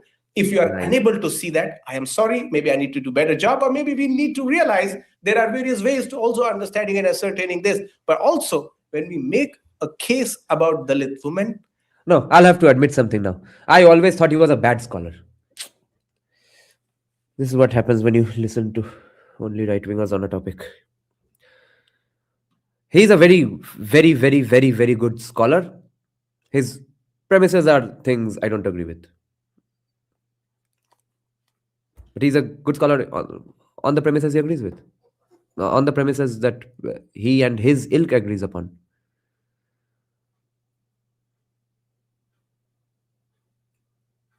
Yeah. I always thought he was a retard who thinks like a retard. No. Let us also understand what constitutes into making of a Dalit man. What does Dalit adolescence means? What does Dalit child male being means? What does speciality of growing up in a slum mean? There are so many precarities and vulnerabilities that I'm personally aware of because I grew up. So unless and until we make that distinction, it will be certainly not really. Kaal Bhairav Ashtakam. I have to say this in Bengali. No, there's no Bengali awake right now. But he's saying कि भाई तुम्हारा village का अलग identity हो सकता है महार होने से, जो कि मेरे से लेस प्रिविलेज है, देयरफॉर इम्पोर्टेंट है. तुम्हारा लड़की होने का और महाराष्ट्र के बाहर होने के लिए अलग आइडेंटिटी हो सकता है, अलग डिस्टिंक्ट प्रॉब्लम हो सकता है. तो दलित मैन होने का अलग प्रॉब्लम नहीं हो सकता है, डिस्टिंक्ट प्रॉब्लम नहीं हो सकता है. Academic of us to make one argument. Thank and by the book. Sorry. Personally, I differ with the thing, but the time thing will not go in that debate. But there are a lot of things we have to discuss and take it seriously. And it's not only about the scholarship; it's about the lives of the Dalit women from the India. Okay. Thank you for summarizing what I couldn't in this context. Sorry. There is a lot more to discuss as this conversation has absolute. Okay, now the discussion is open for a. Now I'm forgetting English now. This was a lot of heavy lifting from my brain, guys, in the middle of the night. Holy shit. No, now our live stream is going to open up for discussion, and I will just close this and take a small pee break, and then we'll have VXT and Anand discussing this. Just listen to some music until then. Where's my StreamYard music section?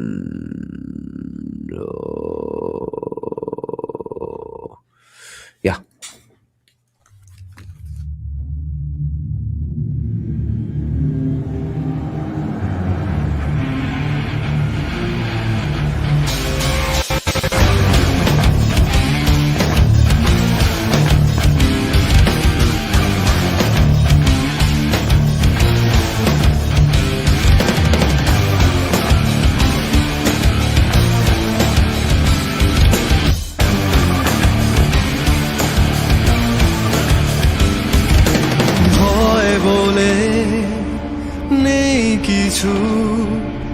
দুঃসাহস দিয়ে গড়া জীবন পিছন থেকে উড়ে আসতে পারে মৃত্যুদূত যখন তখন এই যুদ্ধে মাথা উঁচু করে বেঁচে থাকার লড়াইটা মার খেলে আরো জোরে দিতে হবে পাল্টা সময়ের আগে দিলে মোক্ষম চালটা নিশ্চিন্তেই হবে জয় আগুনের চেয়ে দ্রুত তোমাদের বিস্তার সাহসের সাথে আছে হাতে ধরা হাতিয়ার বিপদের হাত ছানি কেটে যায় বারবার তোমাদেরকে সেলাম হে বীর সৈন্য দল তৈরি হও এগিয়ে যাও হে বীর সৈন্য দল প্রাণ দিয়ে দেশ তোমরা বাঁচাও হে বীর সৈন্য দল একা নও আছি আমরা সবাই হে বীর সৈন্য দল জিতে পেরো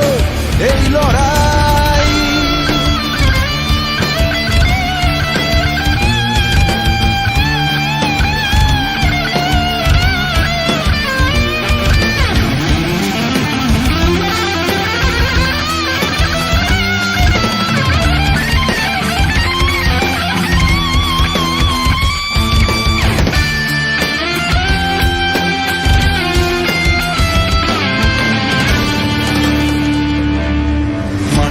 করে বেঁচে থাকার লড়াইটা মার খেলে আরো জোরে দিতে হবে পাল্টা সময়ের আগে দিলে মোক্ষম চালটা নিশ্চিন্তেই হবে জয় আগুনের চেয়ে দ্রুত তোমাদের বিস্তার সাহসের সাথে আছে হাতে ধরা হাতিয়ার বিপদের হাত ছানি কেটে যায় বারবার তোমাদেরকে সেলাম তোমরাই আছো তাই নিশ্চিন্ত সবাই দেশপ্রেম তোমাদের সকলের জানা চাই শত্রুর চ্যালেঞ্জে জিতে ফেরো তোমরাই তোমাদেরকে সেলাম বীর সৈন্য দল তৈরি হও এগিয়ে যাও হে বীর সৈন্য দল প্রাণ দিয়ে দেশ তোমরা বাঁচাও হে বীর সৈন্য দল একা নও আছি আমরা সবাই হে বীর সৈন্য জিতে পেরো এই লড়াই। হে বীর সৈন্যদল তৈরি হও, এগিয়ে যাও। হে বীর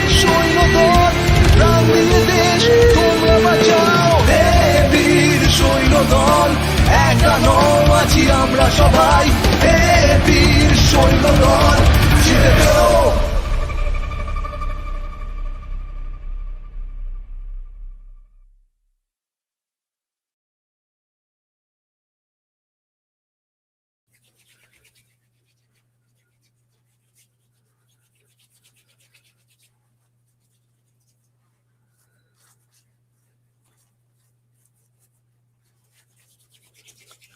Hello, Anand. Are we live?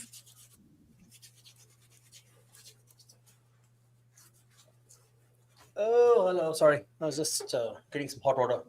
Yeah, start, guys. I'll join in a while. I don't know how to start. Yeah. Yeah, that was pretty happy. No, I was like, this entire I missed the first part of your thing. I actually was going to sleep, but then I just opened the thing. I was just scrolling to see what you were talking about, and then that bit came up. I was like, what the hell's going on? No, this is about the Afro-Caribbean thing, right? Like, I don't get it. Like, Yeah, I don't know why they've picked. I know why they have picked Trinidad specifically, because Guyana doesn't like apply. Because if you look at Guyana, Guyana has almost 40% Indian population, and now that Guyana has found oil, it's like the top 10% basically control 80% of the economy, and most of them are Portuguese and Indians. So there is no castes, at least in Guyana. I don't know much about Trinidad and how like things are over there, but so they specifically pick one country and then just generalize for the entirety of Caribbean. No, I also think it's because that, you know, the how to say, there's the good American or a Western understanding of Trinidad and Tobago and the islands, right? Not much understanding of the actual South American states. I think that's what's happening. You know, there's at least some back and forth with people traveling to America and to Guyana, I think, to Trinidad, I think. That could be wild. Yeah, I mean, yeah, there's like 1.2 million population of Guyanese people, and like 300,000 of those live in the US. Oh, okay. But I grew up in the US as well, so. No, and the funniest part is what is the part that really shocked me? The black guy is asking. It's a black guy, right? I think it was a black guy. He's asking about, you guys call yourself Buddhists, but you have castes in you. Why do you use the caste when you say Buddhism is anti-caste? Then they were like, what the hell? Yeah, because most people don't know Buddhism has castes. I mean, I did not know until like a couple of years ago. No, I've known since when I was very young, and I traveled to Southeast Asia, and then the caste is very common there. Just they name it different in different parts of the Buddhist world, right? Some places and the idea of skin color is a very strong part of Buddhist caste. It's not just endogamy; it's also so fairer people tend to be of upper caste, literally in Buddhist circles. If you go Southeast Asia, I mean, you can see fairness creams in Thailand, for example. That's pretty common. Thailand is really bad about caste. Oh God, it's crazy actually.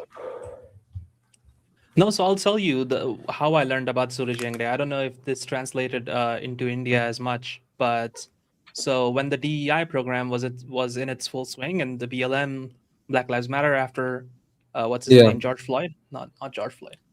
Yeah. Was it George Floyd? Yeah. After that case, George Floyd only.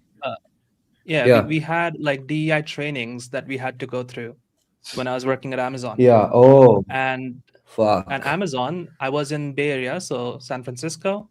We almost had like 50% Indians in the office, just given it's an IT job.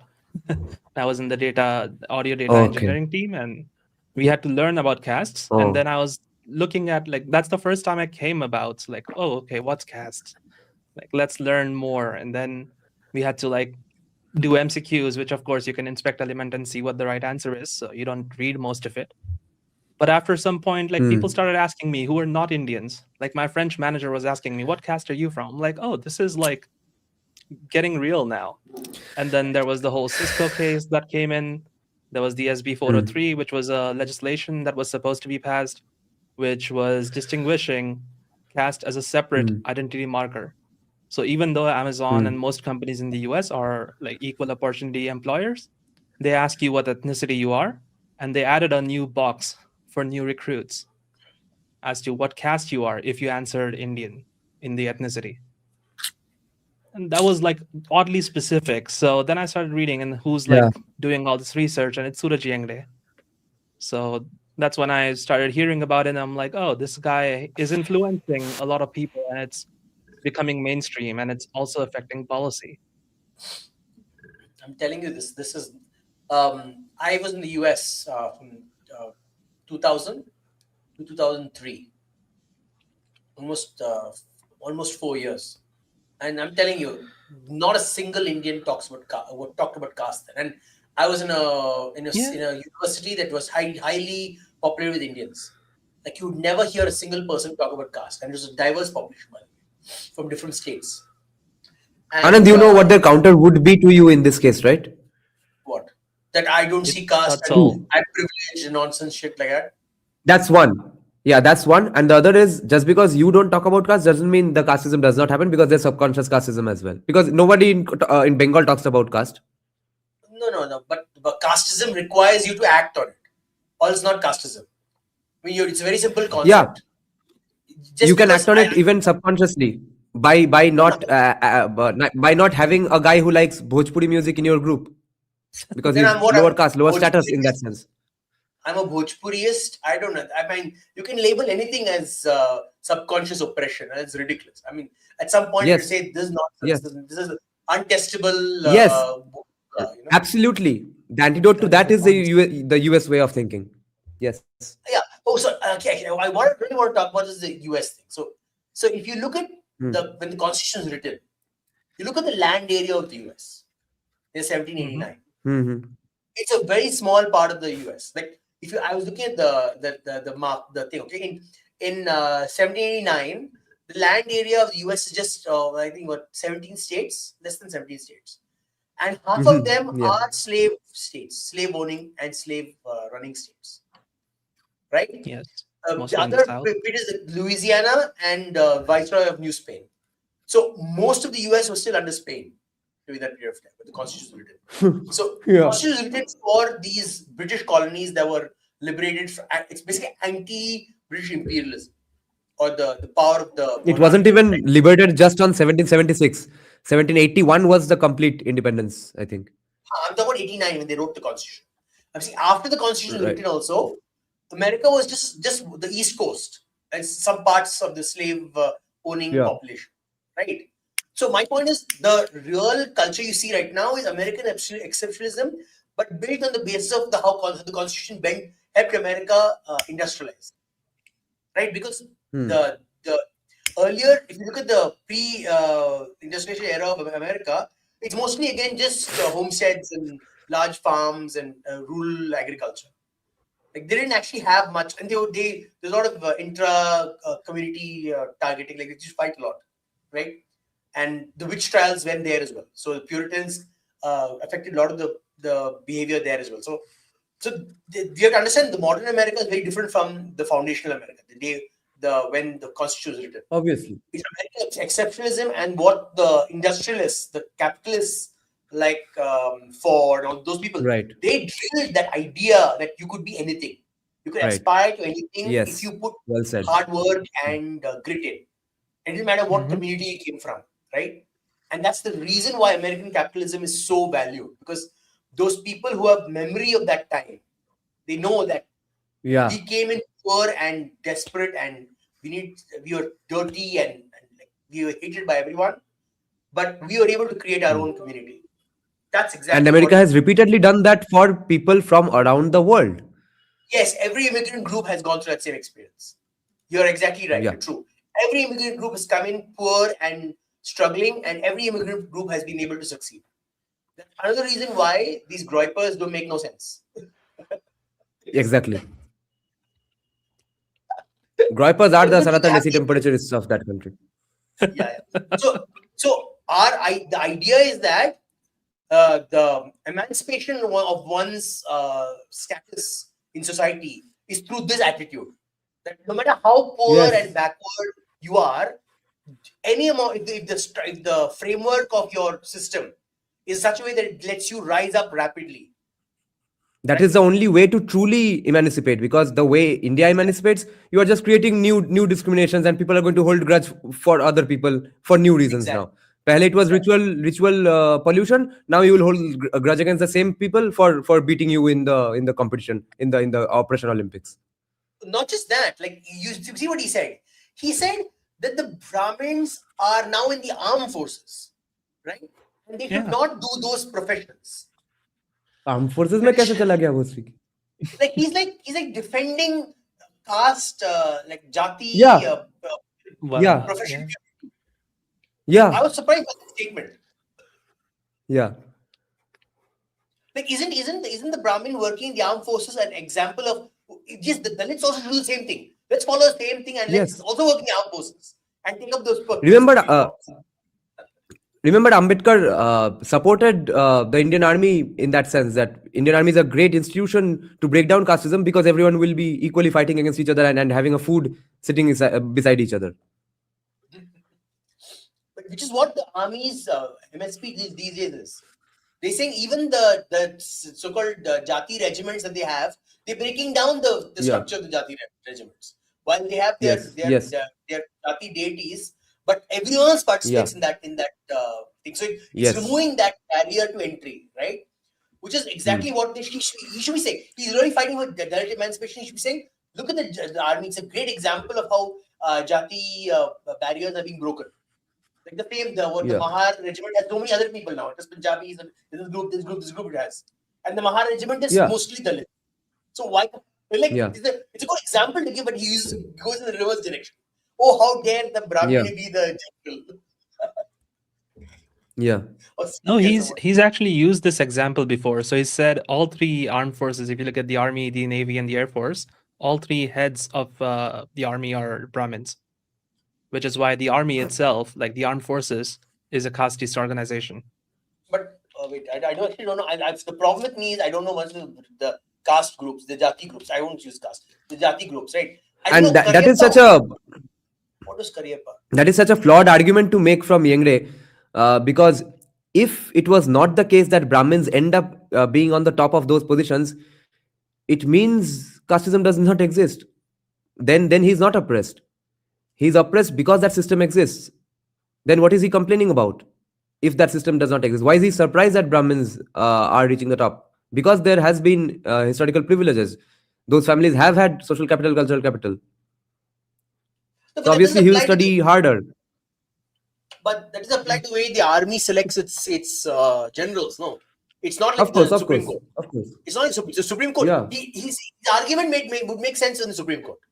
It would not make sense for the army. Like we said that Chandraju's father was a judge and Janaju is a judge and Chandraju's son will be a judge. That makes sense, right? That system is there. No, but you see, he's basically drawing parallels of like, oh, look at all the white people dominate the army in the US, and it's the Brahmins that are dominating in India. So the Dalits are basically the black people of India. No, but that's why. No, that's the funny part. It is not comparable. See, that's why he's used the word apartheid for Brahmins, because he knows it's comparable to South Africa.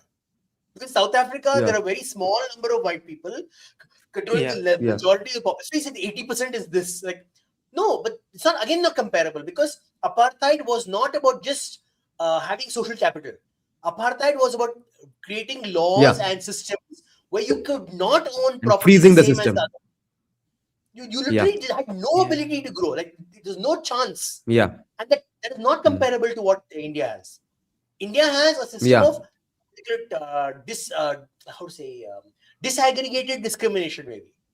Right? It is like discrimination in a very localized region. Like, each region has its own dynamics where discrimination may exist. Right? Yeah. So you said Bengal, for example, you don't see this discrimination. But if you go west a little bit to Bihar, the discrimination is very on your face. You can literally see it in communities. You go a little because it's conscious. You go a little west more into UP, the discrimination completely changes. It becomes a different kind of discrimination, right? Within UP, you go westwards even more, the discrimination changes again. because the Jati communities are diverse and the ones closer to power Yeah. are different. Yeah. And you're right. You keep mentioning the critique of Yengde is like it is about closeness to power, not about the Jati in the hierarchy of what historically it was there. Yeah. Each region's Jati closer to power has in Bihar, for example, the Mahadalit-Dalit divide is so stark that they can lose elections over it. It is so stark. Like literally, they fight. Same thing with you take in Maharashtra. Why are the Mahars? You look at actually once had this listened to discussion between a Mahar from Maharashtra and an SC from UP, and the guy from UP was like, "I'm an SC from UP, and we have barely talked about because you Mahars are always occupying all the spaces, political spaces. You don't let us speak about our issues, while you keep building more and more political power and assets and everything, and nothing is passed on to us." Yeah. So that's why The bigger question would be that why are then Indians so underrepresented in the US armed forces? Is it because of discrimination or because Indians are simply physically way weaker than white people and black people? No, because it's a good parenting. Parents don't want their children to go into dangerous jobs. They want their children to get good jobs, make money. It's about societal priorities and what. No, the US armed forces jobs are pretty good jobs. If you don't go to the battlefield, you don't have to go to the front lines necessarily. It's a pretty good job. You get free college education as well. No, you see, for example, you will not see any Indians doing carpentry. You will not see any Indians doing any plumbing. But you see a lot of white people doing plumbing and carpentry. They go to school for that. But that's for a different reason. That's because of the remnants of dignity of caste. labor. No, I don't think so. Yeah. They don't see that as a valuable profession for a stable life. See, I'm telling you, everything comes from what you perceive. But in fact, it is a valuable profession for a stable life. They just won't want to do it because they are still casteist in that sense. By the way, the armed forces, I don't think that is correct. Then why did all the hotels? Why did hotels take about the motels? Tell me that. Because they were happy running businesses back in India as well. No, but I'm saying the type of business. Why didn't they go to some other business? Why did they go to specifically the motel business? Because it can be seen as a very low quality, you look at the hotels in the US, right? The motels they run, they're very cheap, they're very low class, very, like what you would expect in a local roadside hotel here. First of all, low class meaning low caste in the American sense is not going to be a problem for the NRIs or the Gujaratis, because they are still upper caste than them in the American sense because of their proximity to power and their social capital and cultural capital inside USA. So the poorest white guy or the most low caste white guy is still upper caste compared to the Patel. And secondly, because after all, running businesses. No, they don't perceive. Of course they do. No, I disagree. Why wouldn't they? I think the motel owners have a lot of agency. They make a lot of money. The motel owners are usually more richer than, let's say, engineers or doctors in the US. And remember, Anand, those running 911 shops and 7-Eleven, 911 shops, shit. 7-Eleven shops and motel businesses were specifically given to Indians only. So there was a bit of DI inside that as well. No, Indians were preferred over everybody else to do that. No, they were not. They had an easier time getting into those businesses. No. It's similar to what happened with the Indians in the Caribbean or in South America. No one wanted to do that work, and the Indians are like, we will do it. It's okay. We have no problem with doing it. You understand? It is a lack of people taking those jobs that these people who are entrepreneurial took those jobs. You have to understand. It's a very no. It was not completely organic. It wasn't completely organic. There were policies in place for Indians. No, not in South America. No. Not in the US. In USA. In USA, yes, the 7-Eleven jobs and the motel jobs. 7-Eleven jobs. You'll see black people complaining about it. They mention the policies as well. I've forgotten the names.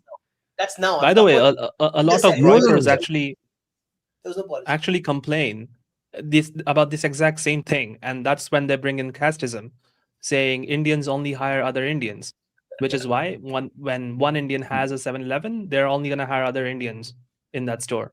They don't hire black people. They don't hire white people. No, yeah, So they that's blame a it stupid caste. argument. It was technically about what called group survival. That's all. It's more like Indians jati don't. solidarity than discrimination. They don't see the black worker as less. Indians, yeah, go on. They just like, I want to hire these Yeah. people because I can work with them easily. Yeah. No, Indians sitting in India for 70 years don't understand caste. How will Groypas understand caste? I want to discuss another question with you too. How do you think Rajiv Malhotra would fare in a debate with Suraj Yengde? I don't think so. You'd fare very well. I don't think Suraj Yengde would face Rajiv Malhotra.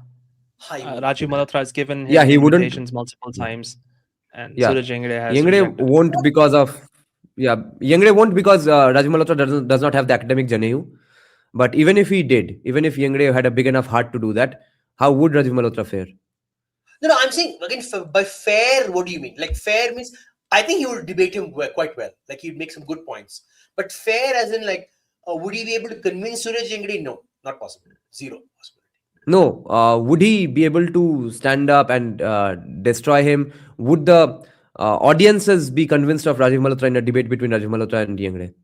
Again, depends what is the composition of the audience. You have to understand what happens, right? In these kind of debates, the audience, like if you, for example, just standard liberals, American liberals, right? Let's say it's 50-50. If actually a Rajiv Malhotra and Yengde debate happens, there would be a lot of NRI Hindutvatis there and a lot of NRI woke people and non-NRI woke people as well. Let's say the audience is 50%. Assume neither side. Let's say a standard American liberal, right? Just clueless. I don't know anything. I've come to this debate. Suraj Yengde would wipe the floor, Rajiv Malhotra, because you understand the American liberal is framed in his lifestyle, his way of thinking is framed to be sympathetic towards Suraj Yengde. Yeah, but would Rajiv Malhotra be able to give any counters other than that casteism does not happen consciously anymore in India? Other than challenging that one premise, would he be able to do anything else? No, he would point out that casteism comes from the Jati communities themselves, not from any religious scripture. Like he would be able to fight that. Like because you see the Dalit, Mahadalit, the Inter-Mahar, other SC communities, the OBCs against the Dalits. That is a very clear thing you can bring up if you're going to defeat Yengde. And say ultimately you want to defeat the system, it's up to you. You have to challenge your community. And you say, and if you're saying 80% of the population, what is stopping you from rewriting the system and removing this discrimination? So you're stopping those kinds of arguments would be made only by a truly free market libertarian guy. If you are remotely on the side of the Hindutva 1.0, then you are not going to be able to stand up in front of Yengde. But I think because you agree with his way of his worldview. I think Rajiv Malhotra is quite libertarian. I don't think he's too. Remember the Karma Bank? I don't know that. Money transfers to next generation.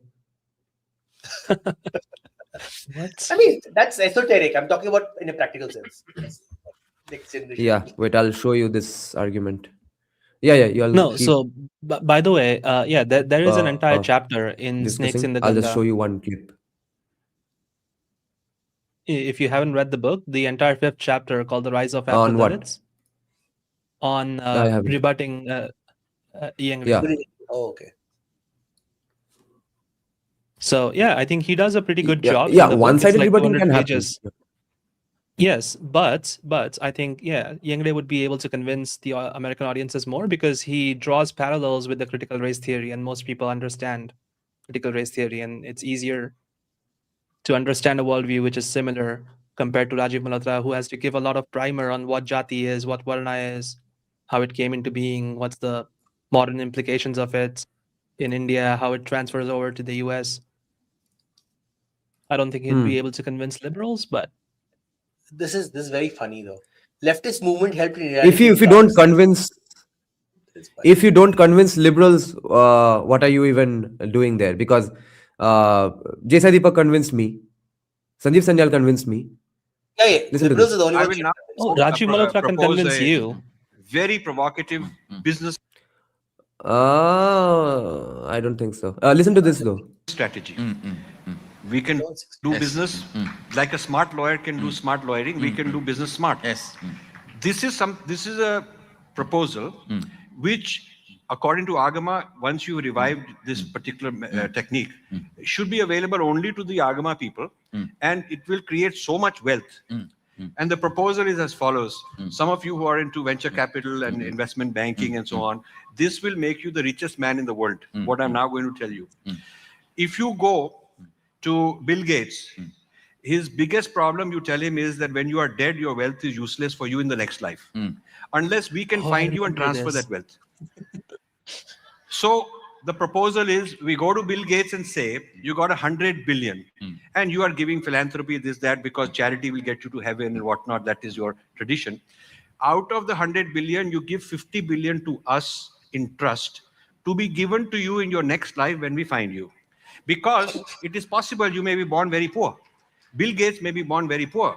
And Warren Buffett may be born in some African village, is very poor guy. Because, you know, the karma people, the people in the sky who are the admin for karma might say, okay, you had one good life, now you have to be poor also. So if we can, within the rules of the Agama, locate where Bill Gates is next time and give him at least 5-10 billion, he'll be much happier. So to do that, we form a trust management company. Normally, trust is formed to transfer your wealth to your biological offspring and all that. And these banks take a lot of commission and they pass it on to your kids and whatnot. So this will be the world's first inter-life reincarnation trust management. Okay. I think if we do little more research and establish the authority, we can do that. If it is possible. Yeah. So sure. So right now, $40 trillion is owned by the world's richest 1% people. $40 trillion, which means when they're dead, it's gone kaput. They don't know if their kids are any good, not good. Some of it is taken by government here, there, whatever. So if we could get $1 trillion out of this 40, put into our trusteeship, where we will form these Agama groups. We will take the Gurukul kids and teach them as another manifestation. Warren Buffett will get 10 people meditating around him to keep track, entanglement, his being. And then like the... Actually, Agama even gives the methodology to bring back where you want. Yeah, and so... we can be clearly guiding and bring back wherever we want. So there'll be 2 levels of fee structure. One fee structure, you know, we take 25% of what he's put in trust is our fee. And what we do is, we got a GPS on his Jiva Atma. And these kids from the Gurukul will be entangled with Warren Buffett. Another 10 will be with Bill Gates, like that with all these people. Another, maybe we'll need 50 for Mukesh Ambani, because he needs more help, you know, more help. So each of these group will follow the Jivatma GPS, and where he's born, they'll go there and give him his money and say, we are authorized, we have qualified, this is how it works, and 25% is ours. If the guy wants to be born in a particular place of his choice, then the fee is 50%. Yeah. So this way we become the richest community. The Hindus with Agama become the richest technology. And rather than anybody supporting us, we will be actually the people supporting the whole world, richest people. This could be happening. So maybe it'll take 5 years, 10 years. This is the world's most powerful R&D center. I feel that Swamiji is the most powerful cutting edge research R&D person. Yeah.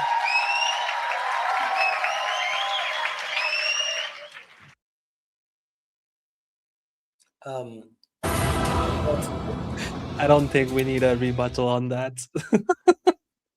I'm sorry, but that's so stupid. But I can see the dollar signs in Nityanand's eyes. He's like, oh, I can swindle these people for money. Could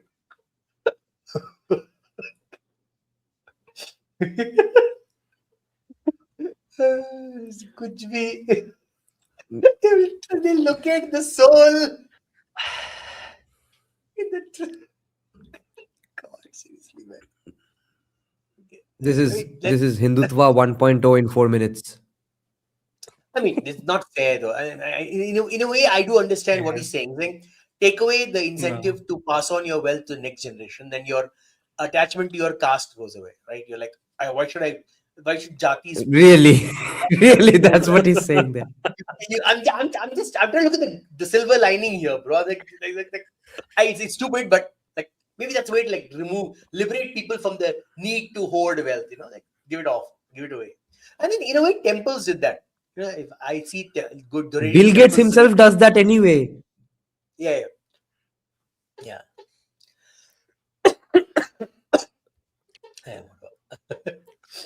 Yeah, this is pretty stupid, but I don't think the 4 minutes does him justice. He has some pretty good academic work. And he's a little at funny least. about it. He was like he seemed a little jokey about it. Okay, he didn't look very serious. He looked very serious. This could be a script for a Key Yeah. and Peele like skit. No, I thought that as well. No, but later I found out that it was actually meant in a serious way only. Oh God. But the moment you accept the premises of wealth being accumulated in the hands of the few, and that's inherently unfair, etc., you have lost the battle anyway. After that, whatever solutions come out of your mouth will be some variations of a retarded argument. I agree. That is kind of stupid, actually. Yeah. Okay then. We'll take your leave now. Thanks, Anand. Thanks, Vesti. Unless you all have anything more to add on the Yengde topic. Did we miss anything? Like I was like, I knew something more I wanted to say, but I can't remember because the video is so damn long. And Yeah. So okay, one interesting thing. So this is the lady, right? She's talking about very interesting. So actually, there was a comment that someone made. He ran off. I think he's not here anymore. Roshan. He made this comment. He said, "Leftist movement helped in eradicating casteism." I want not only him and this lady from Tamil Nadu to answer this question, right? The Dravidian movements like literally drove out all the so-called upper castes out of Tamil Nadu, and they've been enjoying like political power for like 20 years. Have they eradicated casteism from Tamil Nadu? That lady clearly shows that they've not, right? And they play the similar socialist, commie shit, okay, leftist nonsense on a regular basis. Yeah. And I think I told you on another call, another. I think yesterday what it was. Tamil people are capitalists. So the bullshit that they're like, oh, we are leftist. They're not leftist. They just use leftism as a lie about what they are. Okay, and leftism has not rid anyone from casteism. It's never will. Because fundamentally, if you're going to sacrifice all your wealth, right? So imagine you're a large group of people with multiple castes, and leftism requires you to sacrifice your power to the state. Who will come into power in a state? The largest castes. Yeah. And what will the largest castes do? They will basically oppress every other smaller community. Yeah. And it doesn't even have to be actual oppression. It has to be just oppression by their own definitions. Not just that, they don't. And that will happen. They don't explicitly state. All they need is like what's happening in China, right? What's happening? How is the Communist Party putting forward capitalism, but still almost all the businesses is owned by Communist Party members? I'm not common Communist Party. I'm talking about rich ones, the really rich guys. They don't share the power, the wealth to anyone. It's exactly what will happen as a leftist system. Yeah. And caste will get stronger and more resilient there. Way more resilient. Yeah. Okay then. Thanks then, Anand. Thanks, VST. Thanks everyone in the live chat still awake. Thanks for joining this conversation. This was a lot of fun today. I was just thinking today that I haven't been reading anything in a long time. So the last thing I read was a bit of the book called Enlightenment by Sadhguru when I was in Nisha Foundation. But today's discussion with and expounding on it, countering, taking the points from the live chat, that was equivalent to reading up some I missed. I know something's remembered. Yeah. That guy, the Bodh guy, the Mahar Bodh guy. You hear what he said, right? He said the Pawar group. What is that Pawar? What is it? The Pawar. Sharad group. The Sharad party. And he said Sharad party funds Bodh people outside of the US, outside of India. So it is very interesting. The BJP has still not reckoned with the idea that all these political parties in India are funding movements to hit them from outside of India, where the law cannot catch No, them. no. BJP has understood that there are global VHP RSS branches. No, but those are HSS. HDFC branches are not doing anything. They just doing their shaka like their uncles sitting together and having cooler aid music. Have you seen Isn't a single paper Tulsi- inside branches? Isn't Tulsi our recruit from No. global VHP RSS? No. She's just a Gaudiya Vaishnav. What do you call it? What's a karma yogi? Okay, who just happens to have connections with some RSS groups, but the outside of India, not a single VHP RSS group is doing scholarship on this topic. The closest is Indo-American Foundation and Kona. The only two groups who are actually doing something. Right. Indu Vishwanathan is also doing some of that stuff, but she's not part of any group. I'm talking about like the formal. Right. All they do is political fighting for BJP. That's all they're doing, and that's the whole problem, because they're doing BJP-focused activism. The entire Hindu community is basically targeted as BJP supporters. Like, maybe BJP supporters, but what about the activism about these groups? Right, that's very important. They're not doing it. Even the caste bill in California, it required HAF and Kona to fight it, not the VHP or the RSS in any of these places. And Kona and like the Hindus of North America, they could not do anything. It was vetoed by the governor. Gavin Newsom, yeah. It could have passed through, and the Seattle one actually did go through, and it was also vetoed by the governor. So none of the activism actually helped. There was some political pressure by Kona. They were able to they were able to help him come to the right decision. And he technically followed the so the reason they will keep failing this is because they won't say that the antidote to all of this is free market capitalism, individual liberty, individual responsibility, capitalism stuff. They will keep on agreeing with their premises, and once you agree with their premises, you are not going to be able to bring it down to therefore let's unite under a Hindu umbrella, not just a Dalit umbrella. Because there's going to be plenty of baggage to deal with, and if at all you want to address the baggage, you'll have to admit that yes, the casteism is going on, and yes, even this is violence, even this is oppression, on which you and I would disagree that no, this is not violence, this is not oppression, and even if that thing is going on, the solution to it cannot be this, it has to be capitalism and free market. वो दिल से तो गर्व से नहीं बोल पाएंगे, उसके लिए तो सनातन ऐसी टेम्परेचर करेंगे, इसलिए उस डिस्कोर्स में हारते रहेंगे. तब वेस्टर्न स्टाइल कैपिटलिज्म को वो भी क्रिटिसाइज करेंगे. Because they don't accept in India either. That's a problem. See, they're so socialist in their makeup even today, right? Exactly. That's why they'll lose. BJP may be supporting some industrialization and business and stuff, but the base that they use on a daily basis to go and run the shaka, to go and get votes. That base is still very socialist. They don't want to move beyond that point. So even the same. So are the NRIs? Huh? Right. So are the NRIs? NRIs involved in this activism. No, but now they change. So one ray of hope I see is a lot of the younger NRIs are not like this. Like the third or fourth generation are very free market. Are they the activists? They are there. That's my point. It's getting very interesting. So the first wave were just keeping quiet, like just blend into society. Don't know what Hinduism. Yeah.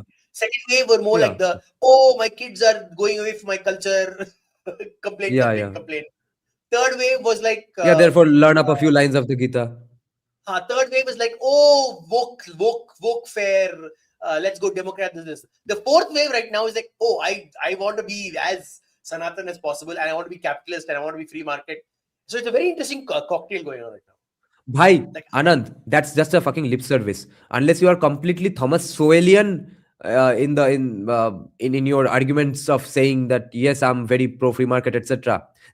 Only then you can solve this. The moment you add the caveat of yes, there's a problem with unbridled capitalism. No, there's a problem with Western style capitalism. The moment you lay a foot inside that camp, after that you'll have to agree with the rest of the premises of But one thing you're missing one important problem that Indians in the US face, or most Western countries. Their social space is among these kind of people.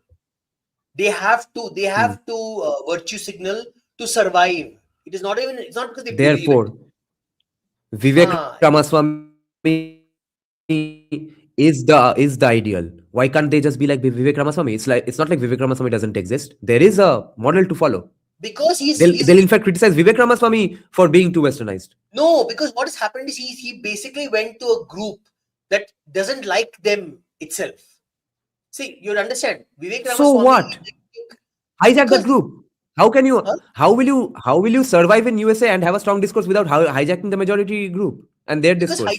hijacking a group that's what I'm saying. No, the safe space is better than the difficult space. Like you do a lot more work to get into the difficult space. Right. Then you'll never win, of course. No, they started. Vivek Ramaswamy is the only way forward. Now only why is Unless Vivek they Ramaswamy? fully embrace Vivek Ramaswamy, they are still not embracing Vivek Ramaswamy. That's the problem. No, because he's showing the things he's facing is fear, making them more scared. The attacks he's facing is making them more scared for their safety. You understand? Then just go choose look at any- between Groypers and Yengde. So my point is, if you observe Vivek Ramaswamy's earlier journey, he was a Democrat.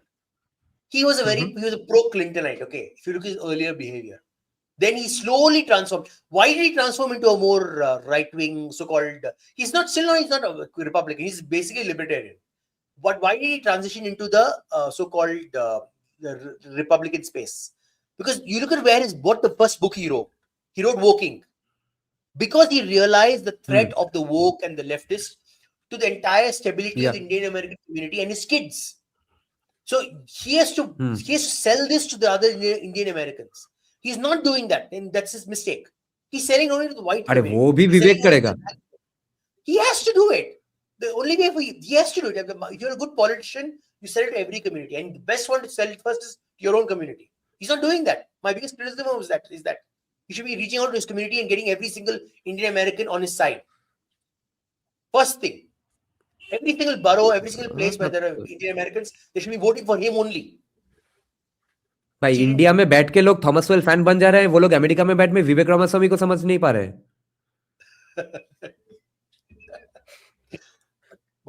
विवेक रामास्वामी का जो dilemma है वो तो उनको ही समझना होगा. वो कैसे व्हाइट आदमी समझेगा? Or one thing I'll tell you, one thing I've noticed a lot. We criticized this about the debate yesterday also with Mohammed. This booga Hinduism, right, is a very common trope. Yeah. Hinduism, anything I call it. I call anything Hinduism. I just go. I put some essential oils in my armpit. I put some goop. Get some goop. I put some stones. I sit around and do Reiki. I sit in meditation posture. Just add a ma at the end of any word and it's Hindu. Just call it not goop. Call it goopam and it's Hindu. That is Hinduism right now. It is like this, this Christmas kind of Hinduism. Christmas tree. That is a problem, and there's not enough.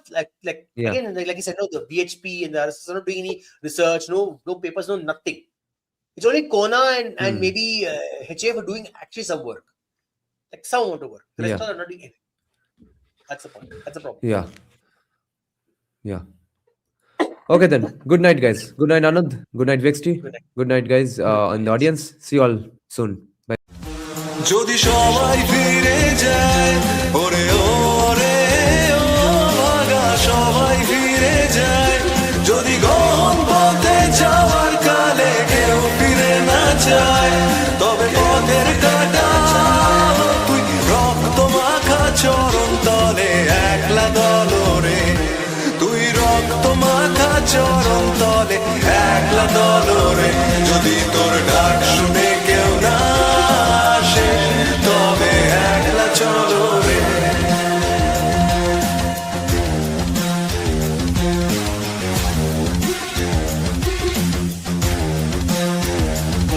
যদি আলো না ধরে ওরে ওরে ও আলো না ধরে যদি ঝড় বাদলে আধার রাতে দুয়ার দেয় ঘরে তবে বজ্রানলে আপন বুকের পাঁজর জ্বালিয়ে নিয়ে একলা জলরে আপন বুকের পাঁজর জ্বালিয়ে নিয়ে একলা জলরে যদি তোর ডাক শুনে কেউ না আসে তবে একলা